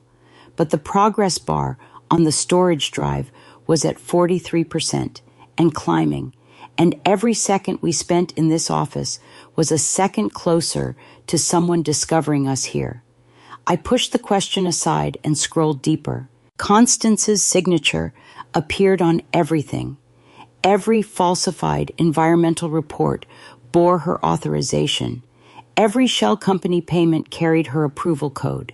The documents were organized with the precision of someone who believed they would never be read by anyone outside the circle, careful enough to be thorough, arrogant enough to sign her own name. Then I found the memo. It was dated 2 weeks before the staged highway crash. A single page, internal distribution only, written in Constance's hand. The subject line read, "Permanent Containment, Journalist Problem." The body was 3 paragraphs long. The first discussed the financial exposure if my father's findings reached the EPA. The second outlined what it called resolution options. The third recommended the most decisive one. You think you are ready for proof, and then you read the word containment next to your father's profession, and your whole body goes still, the way it does right before something breaks. Permanent containment, I said aloud. She wrote that about a human being like she was filing a work order. Garrison leaned over my shoulder and read it. I watched his reflection in the monitor, the way his jaw set, the way his breathing changed. He had spent his entire career in this building, treating Constance as a mentor, a godmother, the steady hand that guided the family through Cedric's death. Now he was reading her authorization to have a man killed. "Keep copying," he said quietly. "We need all of it. Every signature, every dollar, every date." The progress bar crawled, 51%, 58. The drive was a small black rectangle plugged into the side of the monitor, its indicator light blinking in steady rhythm like a pulse. I kept scrolling while it worked. Shell company invoices, consulting contracts with firms that existed only as mailboxes, wire transfers, routed through 3 states before landing in accounts that were closed within days of receiving funds. 64%. Garrison, what does that name on the list mean? Did she know what these numbers actually were? "I do not know," he said, "and right now I cannot afford to find out." 70%. The screen flashed red. Not a gradual change, an instant shift. The entire display flooding crimson with white text scrolling across the center. Unauthorized access detected. Phoenix Security Protocol activated. The directory vanished.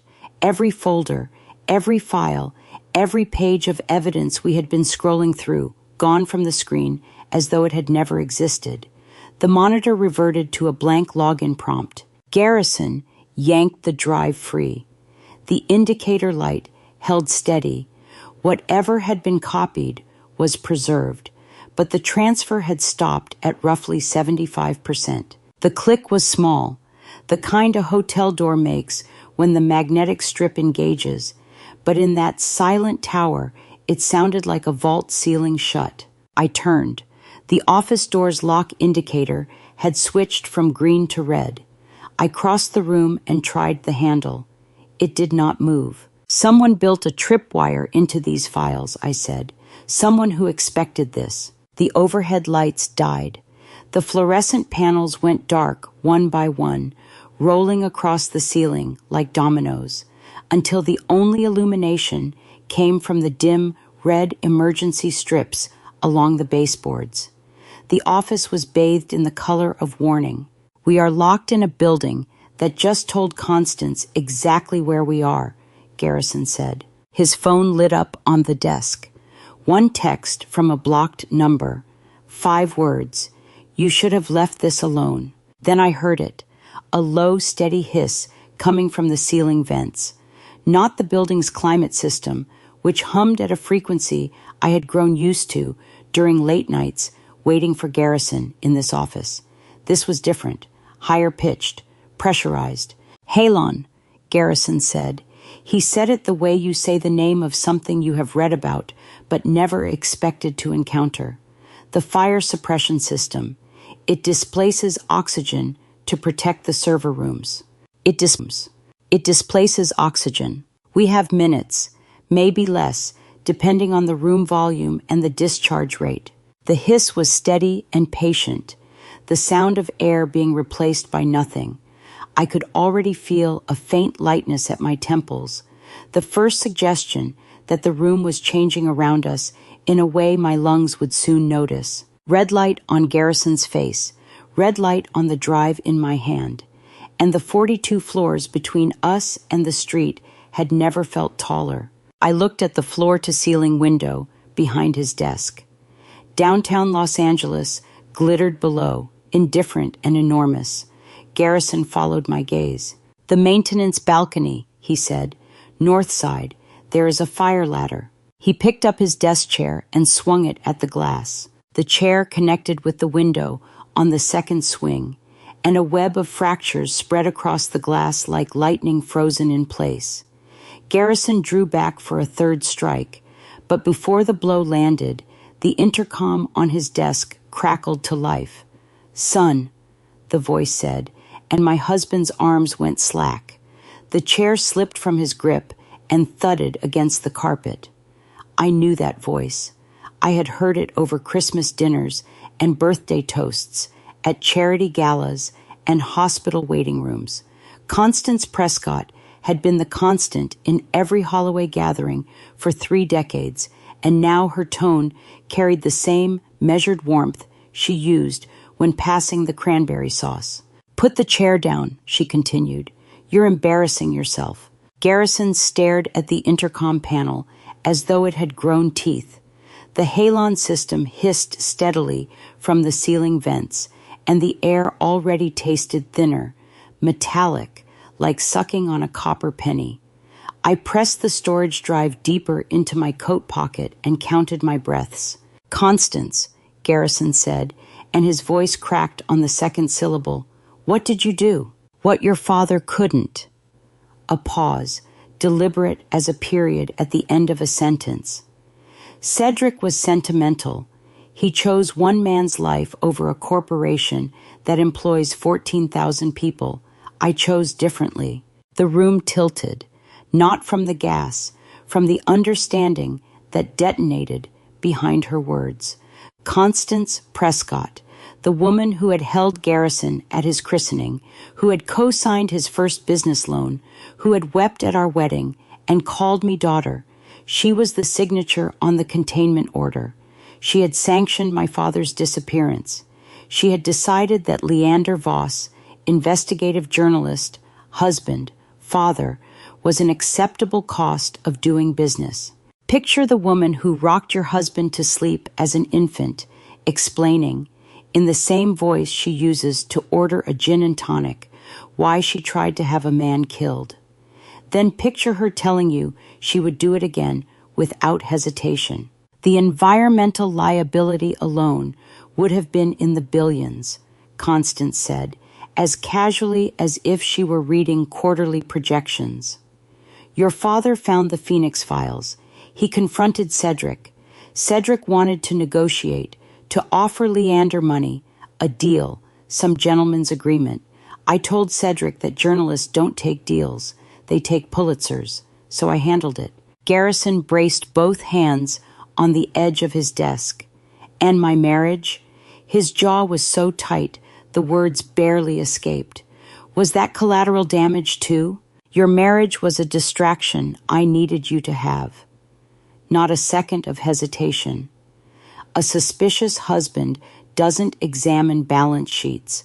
I fed the information to Bryn, piece by piece, the fabricated hotel receipts, the doctored phone records. Every time you looked at your wife with doubt, that was another quarter I could move money without scrutiny. I should have screamed. I should have grabbed the intercom and hurled it through the cracked window. Instead, I stood perfectly still while the architecture of my last 5 years rearranged itself into a blueprint I had never been allowed to see. Every late-night argument, every cold silence across the breakfast table, every moment I had questioned my own worth, manufactured, engineered by a 66-year-old woman sitting in a control room somewhere in this building, adjusting our lives like dials on a mixing board. The tingling started in my fingertips and climbed toward my wrists, the gas pulling oxygen from the edges of my body inward.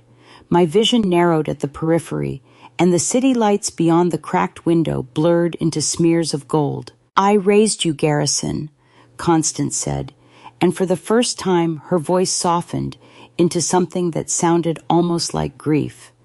"I held you when you were 6 hours old. Everything I did, the containment, the board restructuring, even the marriage, was to keep this family's legacy intact. You may hate me for it, but you're standing in a corner office on the 42nd floor of a building with your name on it, and that exists because I made choices your father was too weak to make." Garrison looked at me. His eyes were red, whether from the gas or from something deeper I could not tell. "You're recording this," he said toward the intercom. Not a question, a hope. "Am I?" Constance's composure returned like a door clicking shut. "On what device? The one I remotely wiped 11 minutes ago? Your phone is a brick, Garrison. So is hers. The drive in your wife's pocket contains 70% of files that my attorneys will call fabricated within the hour." I reached for the desk to steady myself. The room was definitely spinning now. "The gas won't kill you. I'm not a monster," she said, and the kindness in her voice was the cruelest part. "But you'll be disoriented enough that no one will take your account seriously. I've already contacted building security. They're loyal to the board, which means they're loyal to me." What do you do when the person who dismantled your entire life tells you she loves you, and you can hear in her voice that she believes it? "Security will arrive shortly," Constance said. "Neither of you will be credible by morning." The intercom went silent. The hiss of the halon system filled the void she left behind. Garrison grabbed my arm and turned me toward the fractured window. 42 stories of downtown Los Angeles glittering below like scattered diamonds. "The maintenance balcony," he said, already reaching for the chair again. "North side, fire ladder." He swung at the glass, and this time the window did not hold. The glass gave way on the final swing, and shards rained across the carpet like ice off a rooftop. January wind screamed through the gap, but the footsteps in the corridor were closer now, unhurried, deliberate, the pace of men who had been told exactly where to find us and saw no reason to rush. "Stop," I said. Garrison was already climbing toward the broken window, one leg over the sill. I grabbed the back of his jacket and pulled him down. "Think, 42 floors, no harness. The maintenance balcony is a ledge, not an exit." He stared at me, chest heaving, the gas still hissing overhead. Through the fractured glass, the city sprawled in every direction, indifferent and glittering. The fresh air helped. I could feel my thoughts sharpening at the edges, but it would not matter if the only plan was to stand on a 6-inch ledge in dress shoes. "Your father spent 30 years outmaneuvering that board," I said, speaking fast because the doorknob behind us had started to rattle. "He built this office. He chose the layout, the furniture, the walls. A man like Cedric Holloway did not design a room with one exit." Something shifted behind Garrison's eyes. Not hope, memory. He turned toward the mahogany bookshelf that covered the entire east wall, floor to ceiling, packed with volumes I had always assumed were decorative. "He used to say it," Garrison whispered. "Every system needs a second way out." He crossed the room in 3 strides, running his fingers along the 3rd shelf. I heard the rattle behind us become a thud, someone's shoulder hitting the locked door. Garrison found what he was looking for: a leather-bound Cicero, then a Marcus Aurelius, then a slim green volume with no title on its spine. He pressed all three inward in that order. The bookshelf swung open like a breath Cedric had been holding for 30 years, exhaling into a narrow corridor, barely wide enough for one person. The air inside was stale, cold, laced with the mineral smell of concrete that hadn't seen sunlight in decades. A strip of emergency lighting flickered to life along the floor, amber dots leading downward into darkness. We did not hesitate. Garrison went first. I followed, and I pulled the shelf closed behind us just as I heard the office door give way with a crack of splintering wood. For 3 seconds, we stood in absolute silence, listening to muffled voices on the other side of the wall, confused, barking orders, discovering an empty room with a broken window and no one on the ledge. You want to know what saved us that night? Not courage, not the evidence on the drive in my pocket. Acting, pure, desperate theater that we had exactly 90 seconds to perform. The corridor fed into a service elevator, so old its buttons were labeled in a font I had not seen since the 1970s. It groaned when Garrison pressed the lowest one, and the descent took an eternity, each floor clicking past like a second hand on a clock we could not afford. Sub-basement 2. The doors opened onto a parking level lit by buzzing fluorescents, half the bulbs dead, rows of empty spaces reserved for maintenance vehicles. 2 night guards stood near a utility door, coffee cups in hand, radios on their belts. They saw us step out of an elevator that, from their expressions, they did not know existed. One reached for his radio. Garrison straightened his jacket. He ran a hand through his hair, set his jaw, and became someone I had watched command boardrooms for 5 years. The Halon system misfired on 42, he said, his voice carrying the clipped authority of a man who signed paychecks. Call upstairs.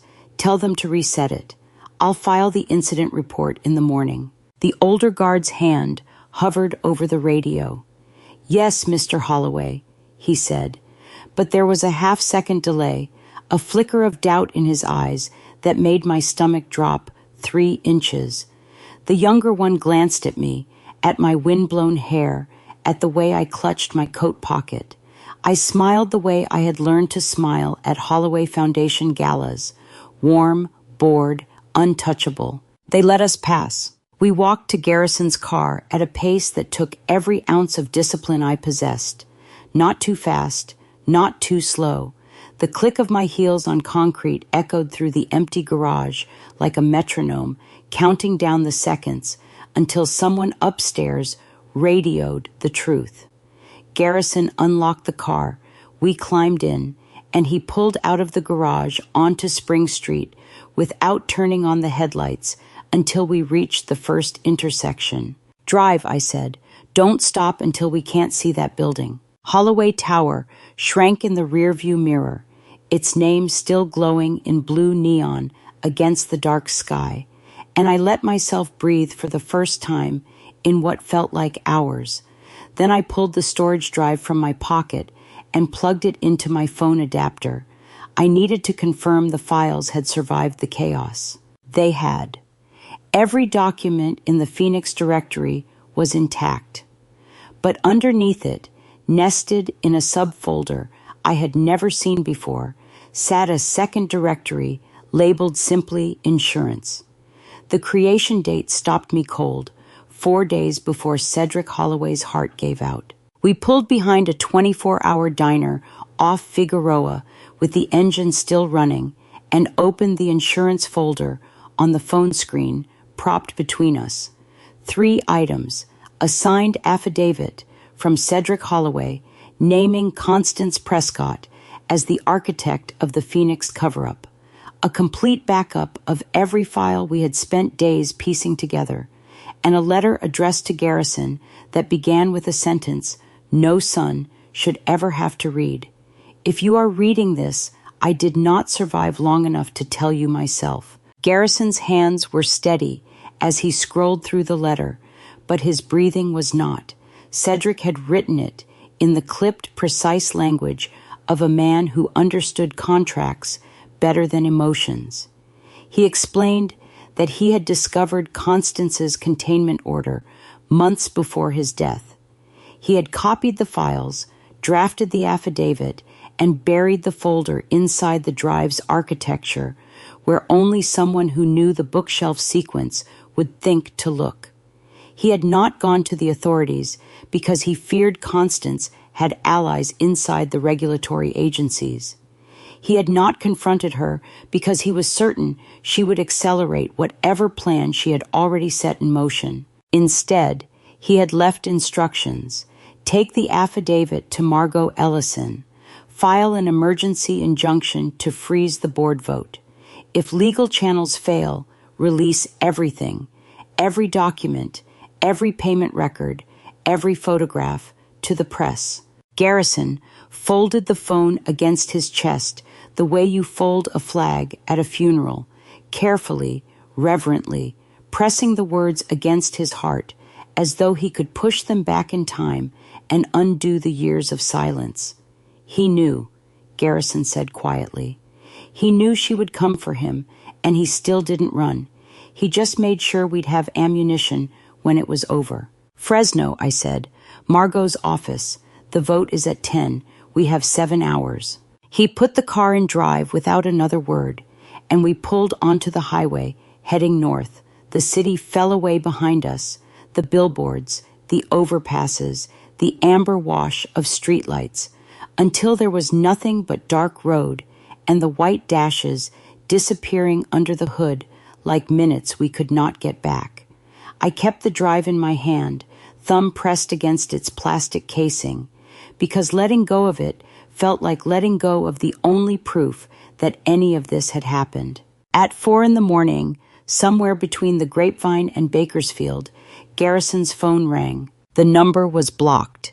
He glanced at me. I nodded. He answered on speaker. Bryn Gallagher was crying so hard I almost did not recognize her voice. The polished communications coordinator who had sat across from us at dinner parties with perfect posture and a rehearsed laugh was gone.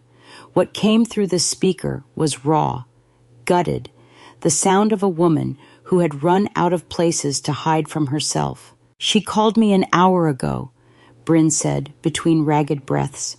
Constance, she wants me to testify that you broke into the tower tonight in some kind of paranoid breakdown.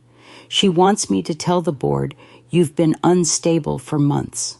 Garrison's knuckles whitened on the steering wheel, and I can't do it anymore. How do you forgive the woman who spent 18 months feeding your husband fabricated evidence against you, doctored hotel receipts, manufactured phone records, every lie calibrated to erode a marriage, one suspicion at a time, when she is the only person on earth willing to testify? She promised me a seat at the table, Garrison, Bryn said, and her voice cracked on his name. A board position, influence, everything I thought I wanted. I didn't know about Phoenix. I didn't know about the containment order or what happened to anyone. She told me your wife was hiding things, and I believed her because it was easier than asking questions. You destroyed my marriage for a board seat, Garrison said, not shouting. Worse, flat, exhausted, the anger burned down to ash. I destroyed your marriage because I was too weak to say no. A long pause filled with the hum of tires on asphalt and Bryn's uneven breathing. And I'm calling because I can't be that person for one more hour. I have payment records, internal communications between me and Constance, texts, emails, transfer confirmations. I'll send everything right now, tonight. I want you to hear what courage sounds like at 4 a.m. on a dark highway with nothing but farmland on either side and a sky full of stars that don't care about any of it. It sounds like someone crying so hard they can barely form words, but forming them anyway, one syllable at a time, because staying silent has finally become more terrifying than speaking. "Why now?" I asked, my first words to the woman who had nearly ended my marriage. Bryn was quiet for a moment. "I was scared," she said, "but I'm more scared of silence." The call ended. Garrison and I drove without speaking for 6 miles. Then his phone chimed. An email from an address I did not recognize. Attachments loaded one by one. Payment records, text threads, internal memos, everything Bryn had promised. But at the bottom, attached without explanation, was a scanned photograph. Constance Prescott, standing on a dock beside a man in a fishing jacket, both of them squinting against the sun. The metadata said the photo was taken 6 months ago. The man was my father. Garrison pulled onto the gravel shoulder and stared at the photograph until the screen dimmed. He tapped it awake and stared again. My father, standing on a dock in the sun, beside the woman who had ordered him killed. Neither of them looked like enemies. They looked like colleagues. We drove the rest of the way to Fresno in silence, the photograph burning a hole in every assumption we had carried since the archive. We arrived at 5 a.m. Dax Emerson's converted auto shop sat at the end of a dead-end street behind a tire yard. Its rolling garage door cracked open just enough to let out the glow of 6 monitors and the smell of solder and cold coffee. Dax himself was built like a mechanic who had traded wrenches for motherboards, thick forearms, reading glasses perched on a shaved head, mid-40s, Garrison's college roommate turned independent cybersecurity consultant. He did not ask why we were there at 5 a.m. He took the drive, plugged it into an air-gapped machine, and started reading. For 20 minutes, the only sounds were Dax's keyboard and the coffee maker gurgling in the corner. Garrison sat on a rolling stool with his elbows on his knees, watching the monitors cycle through documents he had never been meant to see. I stood by the window and drank burnt coffee that tasted like motor oil and counted the minutes until the board vote. "The files are clean," Dax said finally, pushing his glasses up. "Whoever built that Phoenix directory was meticulous. The metadata is consistent. The timestamps are sequential. The document signatures match Holloway-Voss internal encryption keys. This is airtight." He pulled up the photograph of Constance and my father on the dock. "But this complicates things.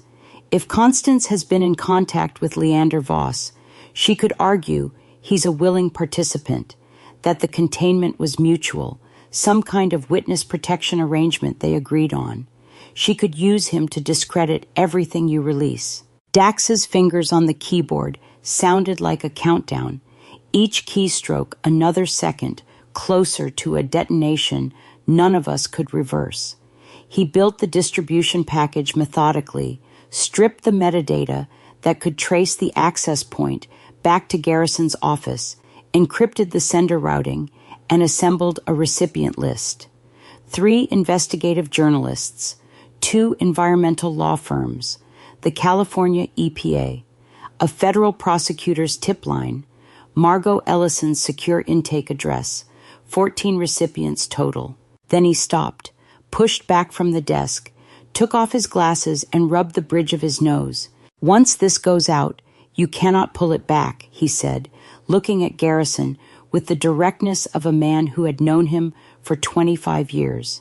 "The company, the stock price, your name, your family's name, every Holloway charitable foundation, every scholarship, every building with that name on it, all of it lands in public in about 40 minutes.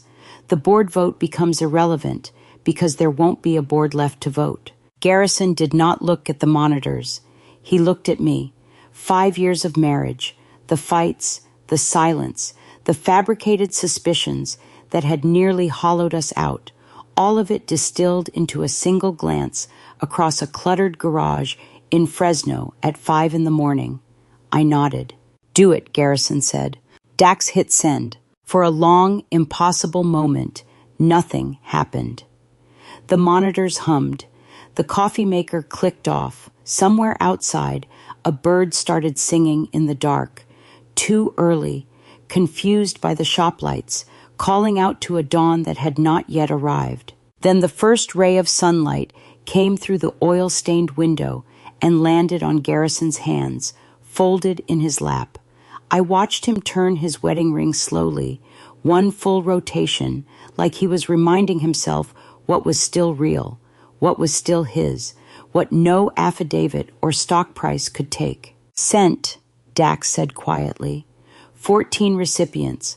First open was 11 seconds later. That's a journalist who doesn't sleep. Garrison's phone started buzzing. Not ringing, buzzing.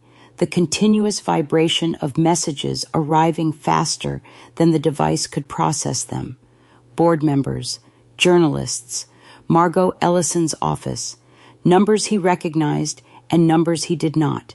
The empire his grandfather had built and his father had guarded and Constance had weaponized was unraveling in real time, thread by thread, call by call.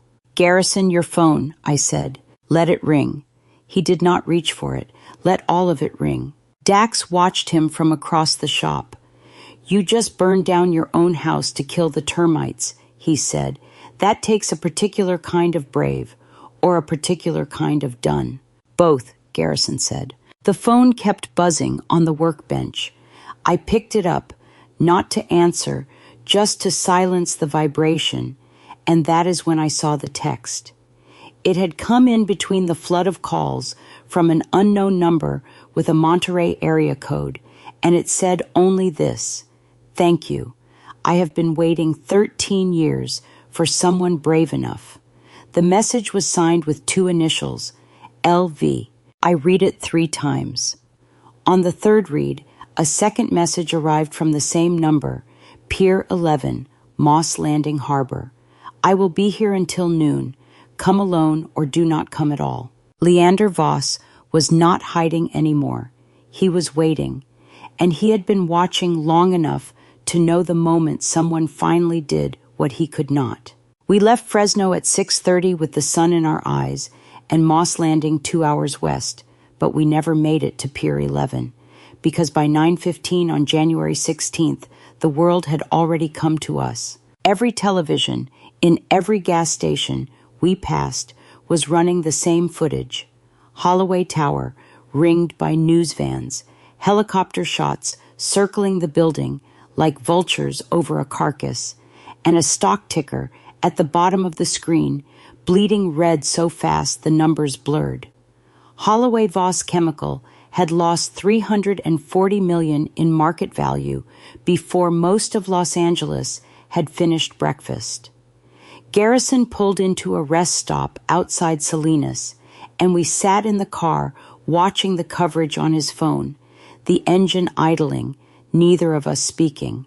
The corporate spokesperson appeared first, a woman in a navy blazer reading from a prepared statement with the careful monotone of someone who knew the words were already obsolete. "The board vote scheduled for 10 a.m. has been suspended pending review of new evidence," she said. Suspended, not canceled, not withdrawn, suspended, as though they still hoped to resuscitate it once the bleeding stopped. But the vote's architect was now its subject, and everyone in that boardroom knew it. Constance's response arrived 30 minutes later, read on camera by her attorney, a silver-haired man in a charcoal suit who delivered each sentence like he was trying to carry something fragile across a room. "These so-called documents are fabrications by a CEO in crisis," the statement read. "Mr. Holloway's reckless dissemination of stolen proprietary materials constitutes corporate sabotage of the highest order. You want to know what justice looks like in real time? It looks like a stock ticker hemorrhaging red while a woman worth more than most countries releases a statement through a lawyer because she cannot bring herself to say the words out loud. It looks like her own signature on a containment order, displayed in high definition on every major network, while her attorney insists she has never seen the document. "She's already losing," Garrison said, watching the attorney fumble a follow-up question. You can hear it in his voice. Over the following days, the dam broke, not all at once, in cracks, then fissures, then a wall of water that no press release could hold back. Della Rawlings appeared on the 6 o'clock news on a Tuesday evening, 58 years old, a grandmother from Commerce whose daughter had been sick for 6 years, headaches, rashes, blood work that never came back clean. "My daughter drank that water every day," Della said, looking directly into the camera with eyes that had gone past crying into something harder. "They had the test results, and they buried them because fixing it would have cost more than our lives were worth." Within the week, Palmer Stanton, 71, the archivist who had preserved the original logs because that was his job, surrendered them to federal investigators, unaltered, time-stamped, authentic. How many people have to say the same thing on camera before the world stops calling it a conspiracy and starts calling it what it is? Dr. Tobias Whitfield gave a sworn deposition the following day. He sat in Margot Ellison's conference room in a pressed shirt and spoke for 4 hours without once asking for a break. He confirmed the staged death. He confirmed the medical records he had falsified. He confirmed 13 years of silence. "I did what I believed would save a man's life," he said. "I would do it again. But the woman who made it necessary belongs in a courtroom, not a boardroom." The federal announcement came on a Friday. A formal environmental crimes inquiry into the corporation with a scope that suggested they intended to follow the money all the way to its source. I should have felt relief. Instead, I felt the particular exhaustion of watching a fire you started do exactly what fire does: consume everything, including the parts you wanted to keep. Then Della's interview aired in its extended cut, and she mentioned something the edited version had trimmed. A company doctor had visited her neighborhood in 2012, told residents the water was safe, that the symptoms were unrelated, that they should stop worrying. She described him: tall, soft-spoken, carried a leather medical bag. The description landed in my chest like a fist. I looked at Garrison. He had heard it too. Before I could speak, Margot Ellison called. Constance had retained criminal defense counsel. Her first move was a countersuit alleging Garrison and I had stolen proprietary trade secrets. And attached to the filing, entered as Exhibit A, was a sworn affidavit from a man I had spent 13 years believing was dead, my father, Leander Voss, claiming the Phoenix files had been altered. Why would a dead man sign an affidavit for the woman who tried to kill him? I turned that question over during every sleepless hour after Margot's call, and the only answer that made sense was the worst one.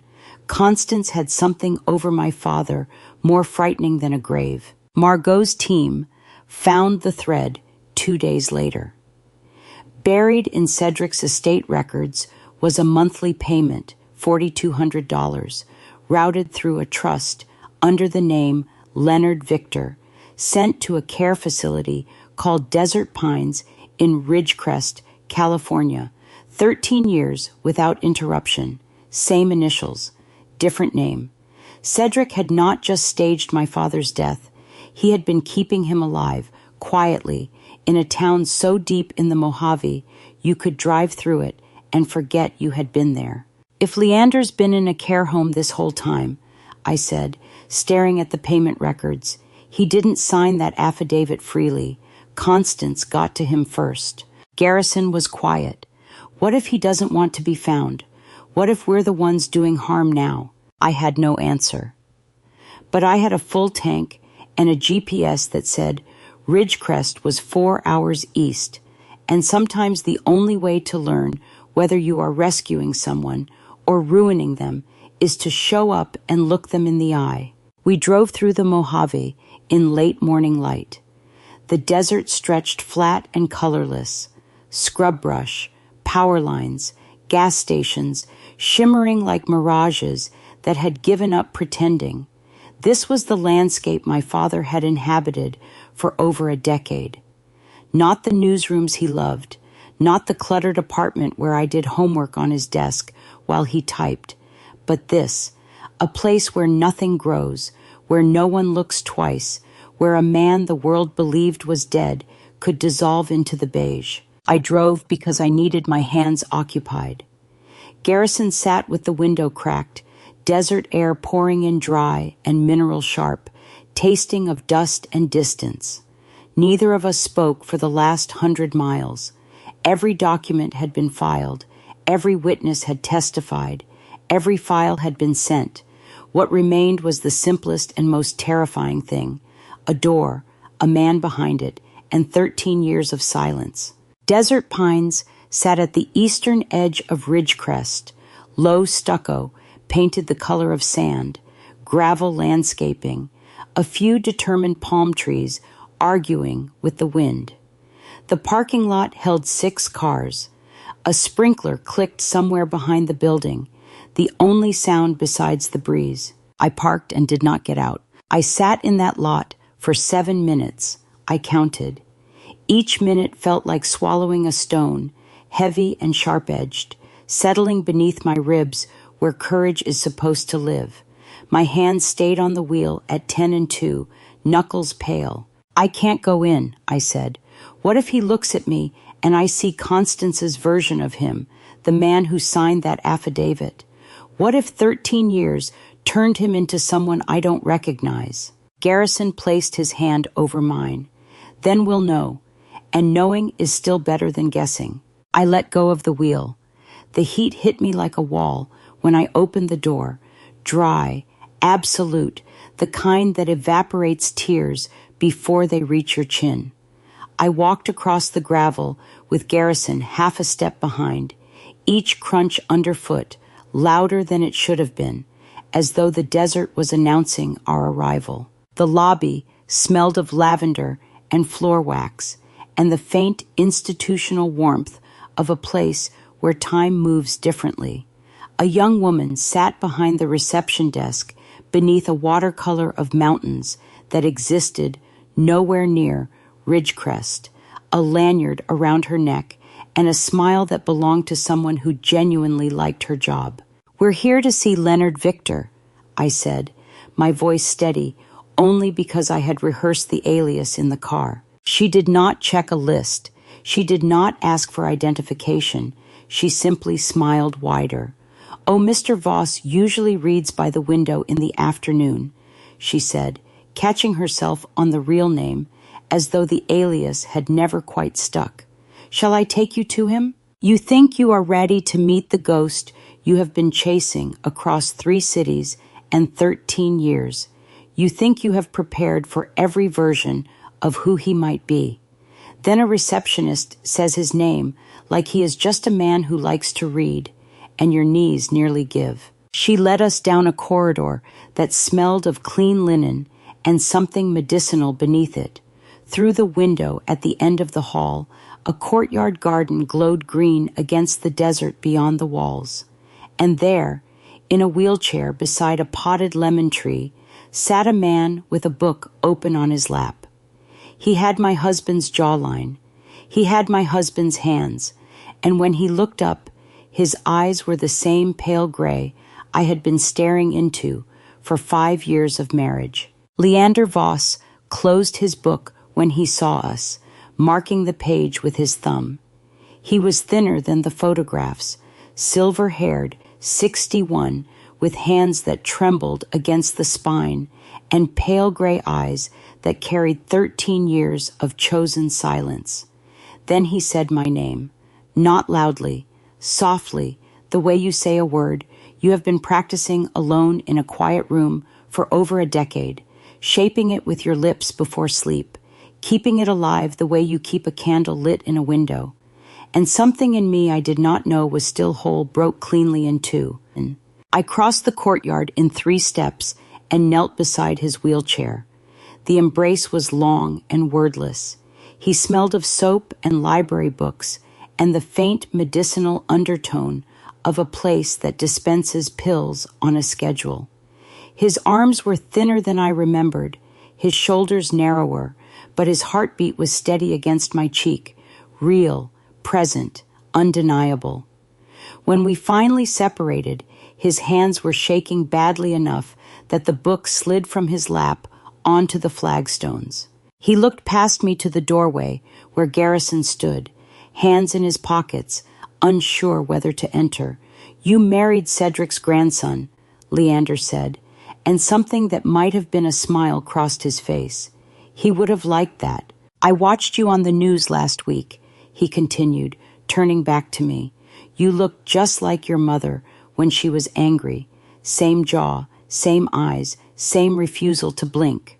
I want you to imagine hugging someone you buried, feeling ribs and breath and a heartbeat under a cotton shirt, while your mind insists the coffin was real, the funeral was real, the years of grief were real. Your body knows he is alive, your memory refuses to agree, and you kneel there on sun-warmed stone, caught between the two, unable to let go, because letting go means deciding which truth to keep. "Why didn't you come back?" I asked. My voice came out smaller than I intended. "Why didn't you call or write anything?" Leander's eyes dropped to his hands.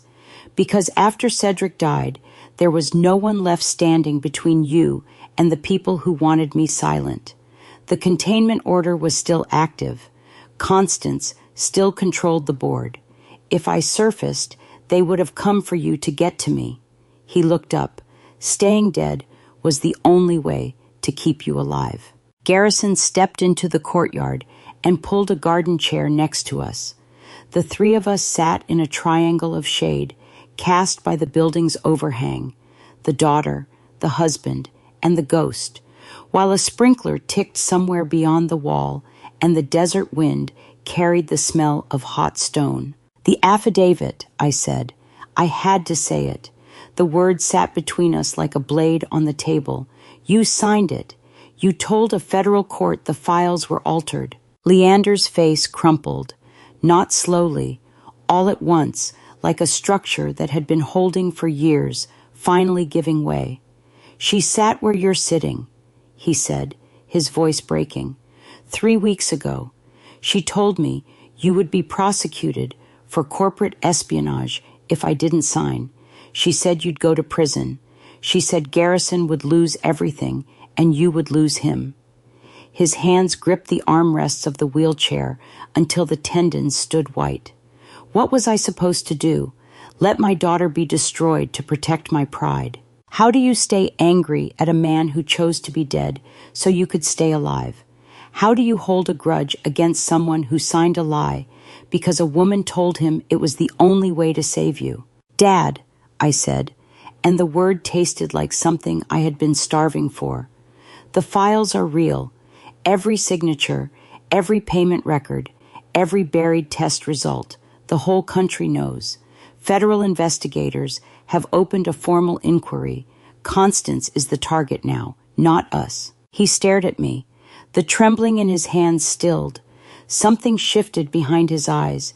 Not hope exactly, but the space where hope lives when it has been locked in a drawer for too long and someone finally turns the key. "Then I'll testify," he said, "in person, on the record. I'll sit in front of a judge and explain exactly what happened. The investigation, the containment order, the years in this room. I'll spend whatever's left making it right." He reached for my hand and I gave it. His grip was weaker than I remembered, but his eyes were exactly the same, clear, steady, the eyes of a man who had spent his career chasing truth into rooms where truth was not welcome, and that was enough. We helped him pack a small bag. He owned almost nothing: 3 shirts, 2 pairs of trousers, a shelf of paperbacks, a photograph of my mother he kept face down in the drawer because looking at it hurt too much. As he opened the bedside table, he paused. Beneath the photograph lay a sealed envelope, yellowed at the edges, identical to the one Dr. Whitfield had given us weeks ago. "Cedric gave me one too," Leander said quietly. "I never opened it. He told me to save it for the courtroom." He placed it in my hand. It weighed almost nothing, but I could feel the gravity of whatever was inside. The final card a dead man had dealt, held in reserve for the moment it would matter most. 14 months later, I watched Constance Prescott walk out of a federal courthouse in handcuffs, and the only thing I felt was tired. Not relieved, not triumphant, tired, the bone-deep kind that comes after you have been angry long enough to forget what calm tastes like. Cedric's courtroom envelope had done exactly what he intended. Inside was the original environmental assessment, the unaltered version, with chain of custody documentation so meticulous that Constance's attorneys could not challenge a single page. A dead man's final move, planned 13 years in advance, executed from beyond the grave with the precision of someone who understood that the truth is patient and outlasts everyone who tries to bury it. 17 federal charges: environmental fraud, obstruction, conspiracy. Margot Ellison called me from the courthouse steps, and her voice carried the measured satisfaction of an attorney who had spent a year building a case she knew was airtight. With federal sentencing guidelines, she won't see daylight until she's 80, Margot said. I thanked her.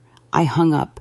I sat on the edge of my bed and stared at the wall for a very long time. "Yao want a Hollywood ending." Constance dragged away screaming. Champagne corks, a slow-motion kiss in golden light. What you get instead is paperwork, depositions that take months. A woman sitting alone in a courtroom lobby on a Tuesday afternoon, wondering why victory feels so much like grief. Justice, when it finally arrives, does not arrive with music. It arrives with exhaustion and the quiet understanding that nothing you won can undo what was lost. Garrison resigned as CEO on a Wednesday morning in March. No press conference, no farewell tour, just a letter to the board and a box of personal items carried to the car by a security guard who shook his hand at the curb. He directed the corporation's remaining resources toward remediating the contaminated communities, the neighborhoods where people like Della Rawlings had drunk poisoned water and been told it was safe. He funded independent testing. He paid medical bills the company had spent years denying. And with what remained, he built something new. The Holloway Voss Community Center opened on a Friday evening in Echo Park in a converted warehouse 3 blocks from the restaurant where I had once waited tables.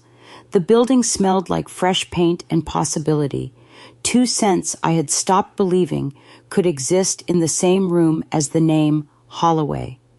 Garrison had insisted on keeping both names on the building. "Voss belongs there too," he said. "Your father earned it." Leander stood beside Garrison at the front door as the first visitors arrived. Neighbors, teachers, families from the surrounding blocks who had seen the construction and wondered what was coming.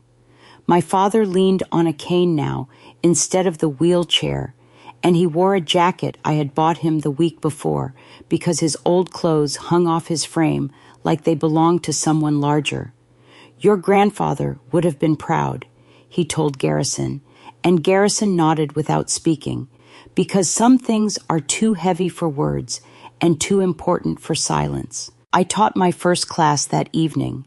Classical languages, Latin and Greek for beginners, offered free, Tuesday and Thursday nights, in a room with folding chairs and a chalkboard and windows that looked out onto a garden where someone had already planted tomatoes.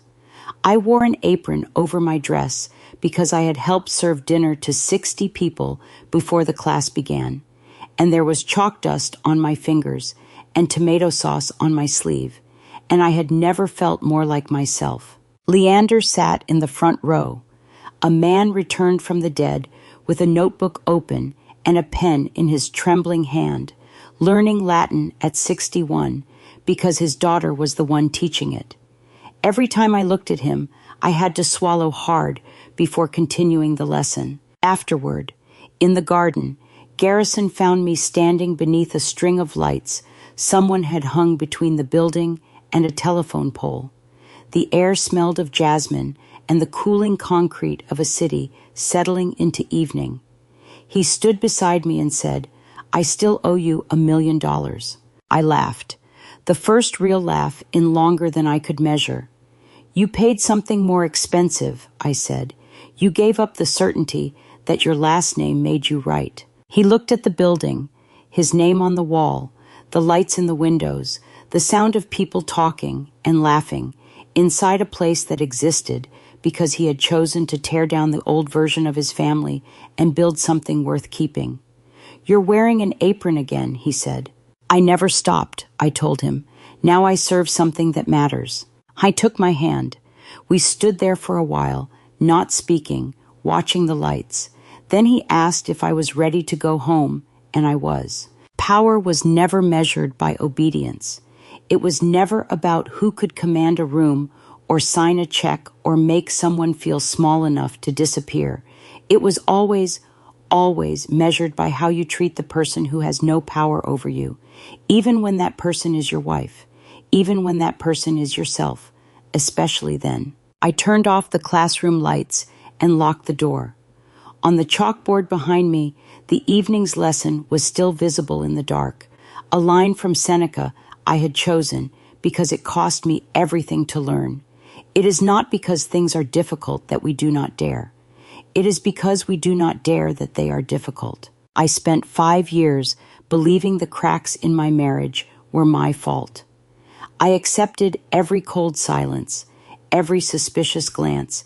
Every night I lay awake wondering what I had done wrong, because it never occurred to me that someone else was pulling the strings. If I could go back, I would tell myself to trust what I felt instead of what I was told to feel. Don't make my mistake. Don't let someone else's lies become the voice inside your head. This was never supposed to be a revenge story. I didn't set out to destroy anyone. I set out to find the truth about my father, and the truth had its own plans. But if there is a lesson in this revenge story, it is this: the people who try to bury the truth always underestimate how long it can hold its breath. 13 years, in my case. I believe God put me through every one of those years for a reason, not to make me harder, but to make me steady enough to stand when the ground finally shifted. Power was never about who could command a room. It was always about how you treat the person who has none. Some people have called this a revenge story, and maybe it is. But to me, it is a love story about a father who stayed dead so his daughter could stay alive, and a husband who burned down his own legacy because it was built on someone else's suffering. If this story moved you, I would love to hear your thoughts in the comments. Who do you think showed the most courage and why? If you know someone who needs to hear that the truth is always worth the cost, please share this with them. And if you have not already, subscribe so you never miss a story. Thank you for staying until the very end. It means more than you know. Some details in this story were fictionalized for narrative and reflection. Any resemblance to real individuals is coincidental. The message is what matters,